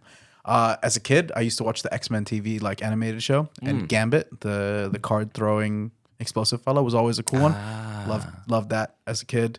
But like, also, Batman. Batman was the go-to, but I would say Gambit growing up as a kid, or Deadpool. Okay, so you like the X-Men universe. I did. Yeah. Especially because I grew up on the animated TV show from Yes. the 90s. Like that was still playing on TV when I was just growing up in the early 2000s as well. Yeah. So I'd say, yeah. That was a good show. It was awesome. Yeah. The intro song, one of the best intro songs ever for a show. Look it up. It's good. Okay, second question. Favorite Marvel movie? Favorite Marvel movie? I loved Captain America: The Winter Soldier. I thought that was really, really good. But I would have to say, you know what? I'm going to go with either that or Civil War. Oh, but Captain America fan, you know. I enjoyed the character, but I think the espionage bit of the Winter Soldier was my favorite part, like the spy espionage bit. Yeah. So I would say Captain America: The Winter Soldier is probably my favorite. The fight scene in there between him and the Winter Soldier as well. Yeah. Is awesome. Yeah, I like that complexity. Yeah. Like between them two, you know. Yeah. What's your favorite? Did you watch much Disney Channel? Occasionally, yeah. I used to watch a little bit of Disney. Yeah. What's your favorite? Even not just from that, but you know, with the Disney movie, other Disney movies as well. Yeah. What's your favorite Disney movie? Oh. So there was. Do you remember the show Recess? No, I think I was. That's more recent-ish, right? Or I would no? say it would be one of the earlier shows. I went there. Nah, it must be after. Yeah. Yeah, I so think I watched that movie. Or there was another movie. Shout out to one of my friends named Tequila, who loves this movie as well. It's called Johnny Capahala Okay. or Johnny Tsunami. Right. Which is a story about this kid who's a really, really good surfer whose family moves into like Massachusetts, I think, where he's no longer from Hawaii to Massachusetts. So he can't surf anymore. So he takes up snowboarding. Ah. So shout out to Killa. Killer. He did like a bit of stand-up comedy, right? Yeah, he did. Yeah. You guys can follow him on there. Probably on his socials. I'm sure you can find him somewhere. Yeah. And yeah. So What's he up to now? Is he still in Auckland? no, lives in Australia now. Oh, shit. Yeah. Earning the big bucks in Aussie now. True. I feel like it's now the niche, the fad to move over there. Yeah, a lot of my friends moved over. Yeah, to a few of my friends are Australia. even thinking about still going. Yeah. That or like London, I found is like a lot of people Yeah. going to. That Kiwi things to do, I feel like Just England leave. or Yeah. Australia. Or just leave in general, yeah. Yeah. What's your favorite fruit? Avocado. Oh, cheeky. I like that though. I like that answer though. I'm gonna start giving that. Yeah, answer. avocado. Yeah. I like that. If you could try one fictional dish, say like butterbeer from the Harry Potter universe or anything like that, Okay. what would it be? That's a good question. The ramen from Naruto. What a great answer. That would be the go-to. Yeah. yeah. It looks so good. It every looks time. so good. Yeah. Yeah. Yep. Oh So man. that'd be the first pick. True. There's a ramen place in the CBD near Commercial Bay. Okay. It might be called Tempoku Ramen or something. I've been to Temple. Hey, it's like a small place, right? Yeah. It's good, man. It's so good, right? I highly recommend it. Have you been to Japan? No, want to though. But- Really want to. That place reminds me of Japan. I've been to Japan once, but that place reminds me of like authentic Japanese ramen shop. Yeah, because I had the tonkotsu ramen there. Yeah. Amazing. Amazing, yeah. I really want. My office moved like a minute away from there. Man, I really want to go. Is that where you gonna throw your money at lunch now? Oh, I think so. Quite highly likely, especially during winter. Yeah. Oh, dude, cold. it's so good. It's just it's a heart filling dish. Like it soothes the soul. Yeah, hard. Yeah. Hard. I think it's awesome. Yeah. Oh, I'm definitely going there. Yeah. Always. It's a two-time Drink Olympics champion. Oh my god. You're obviously an accomplished athlete. Oh, thank you. Thank you. Who's your favorite athlete? Oh, that's such a good question. I was a big fan of mixed martial arts and kickboxing as a kid. Yeah. Growing up. There was a Dutch kickboxer way back in like the early 90s and 80s called Ramon Dekkers, who was the first non-Thai person to win Muay Thai Fighter of the Year. Wow. So shout out to him. He Yeah. passed away, but that's probably one of the ones as a kid that I idolized quite a bit. So I'd say him. Michael Jordan and Kobe Bryant Yeah. as well. You're a basketball fan. Massive basketball. Yeah, you say you used to play too, Yeah, right? yeah. So Michael Jordan was like the idol, sort of like that had been and gone before I was really into it because I was too young to enjoy it. Yeah. But then Kobe Bryant, I love Kobe Bryant. Yeah. Yeah, Ah. yeah. Is he like who's the GOAT? Who's the GOAT? Michael Jordan. Yeah? Is it yeah. easy to say that? Oh yeah, 100%. Really? Yeah, 100%. Wow. Everyone who goes LeBron is wrong. It's Michael Jordan. Okay. Except Handi Handi Hippos and Everything Goes. Yeah. What is your favorite podcast? Two Bears, One Cave. Oh, that's With- Tom Segura and and Bert Bert Kreischer? Kreischer, right? Yeah. I just love those guys. They're so funny, man. They're really good. That one or the Fighter and the Kid podcast, Brennan Schaub and Brian Callen. Yeah, you said that. That was a really good one, but not probably Two Bears, One Cave, just because they're honestly really good. But recently, Andrew Schultz's new podcast. Yes. What is it called? Flagrant. Flagrant. Yeah. Yeah. I love that too, bro. I think he's one of my favorite new comedians. I think he's not for everyone. Obviously, he has a bit of jokes that not people would enjoy. I have a fine sense of humor in the sense that like nothing would really bother or offend me, so I have no problem with it whatsoever. Yeah, I think he's great. So Flagrant, or actually, you know what? We'll go with Flagrant just because I do enjoy it so much. Nice. Have you seen that new beef with Andrew Schultz and the Nelk Boys? I've heard about it. Something about like they were filming a podcast, or they were on like in the midst of the filming, like going back and forth, someone thinking it was a joke and someone genuinely taking offense or something like that. Yeah, something like that. Like I listened to that podcast just yesterday. So Andrew Schultz was invited to be on the Nelk Boys podcast called the Full Send podcast. I don't think I've seen that one. Oh, yeah. So he was on it. And in fact, this was filmed end of last year. So it's been a while ago. And what happened was Andrew, so one of the Nelk, I don't know how much you know about Nelk Boys, but one of the Nelk Boys is called Steiny. Can't say that I know much about. Yeah, like to be fair, it's only now that I know about them. Oh, okay. Through this drama kind of thing. Okay. Yeah. Are they quite popular among maybe people younger than us? They're more for younger audience, I would say. They do a lot of pranking things, and that's their main content that they got big on. Oh, okay, fair enough. So people would be like the teen years sort of generation. Exactly. Yeah. Yeah, fair enough. Yeah. But them. Because they've been on the platform for a while, they themselves started as teens, but now they're in the like mid to late 20s kind of vibe. Oh, fair enough. So they've grown with the fame. Yeah, grown with the fame. Oh, cool. And like whatever you think about them, they just super like they're super onto it. You know what I mean? Like getting their contents out there, and knowing what works and what doesn't work, kind of thing. Fair enough. Good for them. Super interesting guys.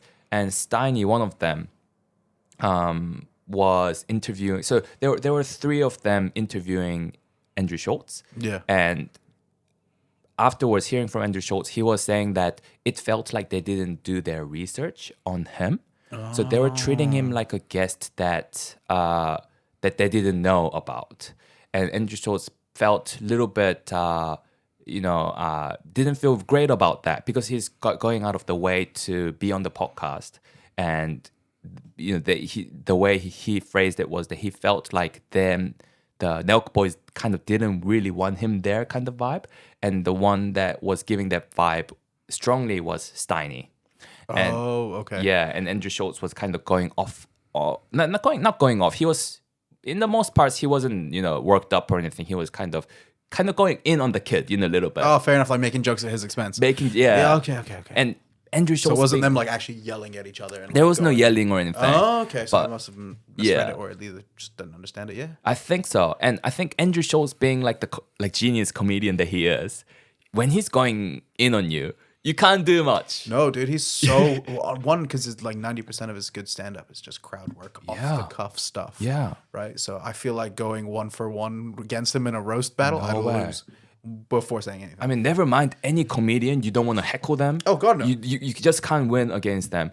Never mind Andrew Schultz, right? Like, yeah. So and Steiny, like from what it seemed to me, he took that quite personally, and he took that to his heart a bit. And his response seemed a bit like insecure, and the way he responded seemed a bit more like defensive kind of things. And that went on for a little bit. So that was at the end of last year they recorded, and they decided not to release it. Like Andrew Schultz and they talked, and they were like, okay, let's not release it. And so they obviously had it in the bank for a while, and only recently they talked again, and Andrew Schultz like, you know what, release it, go for it. Wow. And then now it's out there. And is that now where the drama is stemming from? The fact that they've released it? Yeah. Or is this now like, because the dust is settled, we'll do it? I don't know if it was out there before, but now it's only now, or like say last week, that it's been highlighted. Yeah, the drama has been highlighted. Like Andrew Schultz versus the Nelk Boys. So that's where the kind of drama is highlighted these days in the last week. But super interesting, because the way Andrew kind of went about that, and the response he got out of that, super interesting. Like, yeah, just the drama. Yeah. Drama thing. Yeah, no. Yeah, I wouldn't want to get into a roast battle with Andrew Schultz. No Honestly. way. But no, his podcast is funny. Black That and Franklin, Two yeah. Bears One Cave, I think, are the two answers that I would give you in terms of my favorite podcast Yeah. outside of everything goes and True. Handy Hippos. Oh, for sure. For Because sure. those two are well and truly beyond those two. Goes without saying. Yeah, right? 100%. Goes without saying. And are you into comedy? The comedy scene sounds like you are. I enjoy stand-up comedy a lot. Yeah, True. 100%. I've never performed. Yeah. No, someone could twist my arm. I potentially might do it, but yeah, I feel like I'm witty and off the cuff. I can do something probably. Who knows? Yeah. But no, I enjoy stand up comedy. I find it's a creative outlet for other people where you can tell a story and make it humorous. Yeah. And I can just sit back and enjoy it and relax. Yeah. And just find humor in it, whether it's from their own experience or my interpretation of it. And I feel like that's great. Yeah, for sure, for sure. I went to a improv comedy show last night Okay. at the basement called The Snort. Okay. Yeah, it was great. It was Yeah? so good, actually so good. Yeah, it was fun. But in terms of that, like the comedy thing, have you seen Kill Tony? It's a podcast by Tony Hinchcliffe. No, I can't say that I have seen. So he's super into that like Austin, Texas comedy scene. You know, Joe Rogan and I think Tom Segura's there as well, right? Or is that? Is that the one where they're all on stage? That's the one all on stage. Yeah, Okay, Kill Tony. 'cause Yeah. I watched a brief of it because there was this guy that I now follow on Instagram called, I think, like Uncle Laser or something. Okay. Who was on that show, and I saw a clip of it from that one. Right. And I know Theo Vaughn was one of the Yes. comedians who was on the panel as well. Yes. Yeah. Yeah, I think I've seen. I know which one you're talking about. Yeah. Yeah. It's good, man. It's so good. It's very creative. So very creative, and honestly, like Tony Hinchcliffe. So what he does is he invites guests and then he interviews them afterwards on the stage. The jokes that he thinks on the fly, because it's a random names that he draws out of the hat. Yeah. So it's a new guest and fresh guests every time. Yeah. Honestly, they're so funny. I think the best comedians, at least in my opinion of my favorite comedians, Yeah. are the most witty. Yes. Like can make a joke, like in no time flat. Yeah. Andrew Schultz is one of them. And then growing up, Jimmy Carr was one of my favorite ones. That dude is so quick-witted and deals with hecklers like an absolute savage. Right. That I feel like he's up there with like stand-up comedy goats, for sure. Yeah. Jimmy, he's got a funny laugh. He does. Yeah. I think he was explaining that he laughs on an inhale as opposed to an exhale, and that's why it happens. That's Where true. he sounds like ha ha ha ha. Yeah, that's it. Yeah, no, man. So his laugh is honestly quite funny, and that's what sells some of the jokes. But no, he's just a good comedian. Yeah. So I really, growing up, I've always loved his stuff. Yeah. Well, there was my quick fire questions segment, Kevin. Yeah, thank you. Oh, thank you very much for being on my podcast. It was awesome getting to know you. Yeah, thank you so much Yeah. for having me. It's been a great experience all overall. Like I've actually had such a great time. Oh, my pleasure. My pleasure. Likewise. Yeah. Oh, yeah, thanks, Kevin. And yeah, let's get out of here. Let's get out of here. All right. Have Okay. a good day, guys. See you guys. Bye.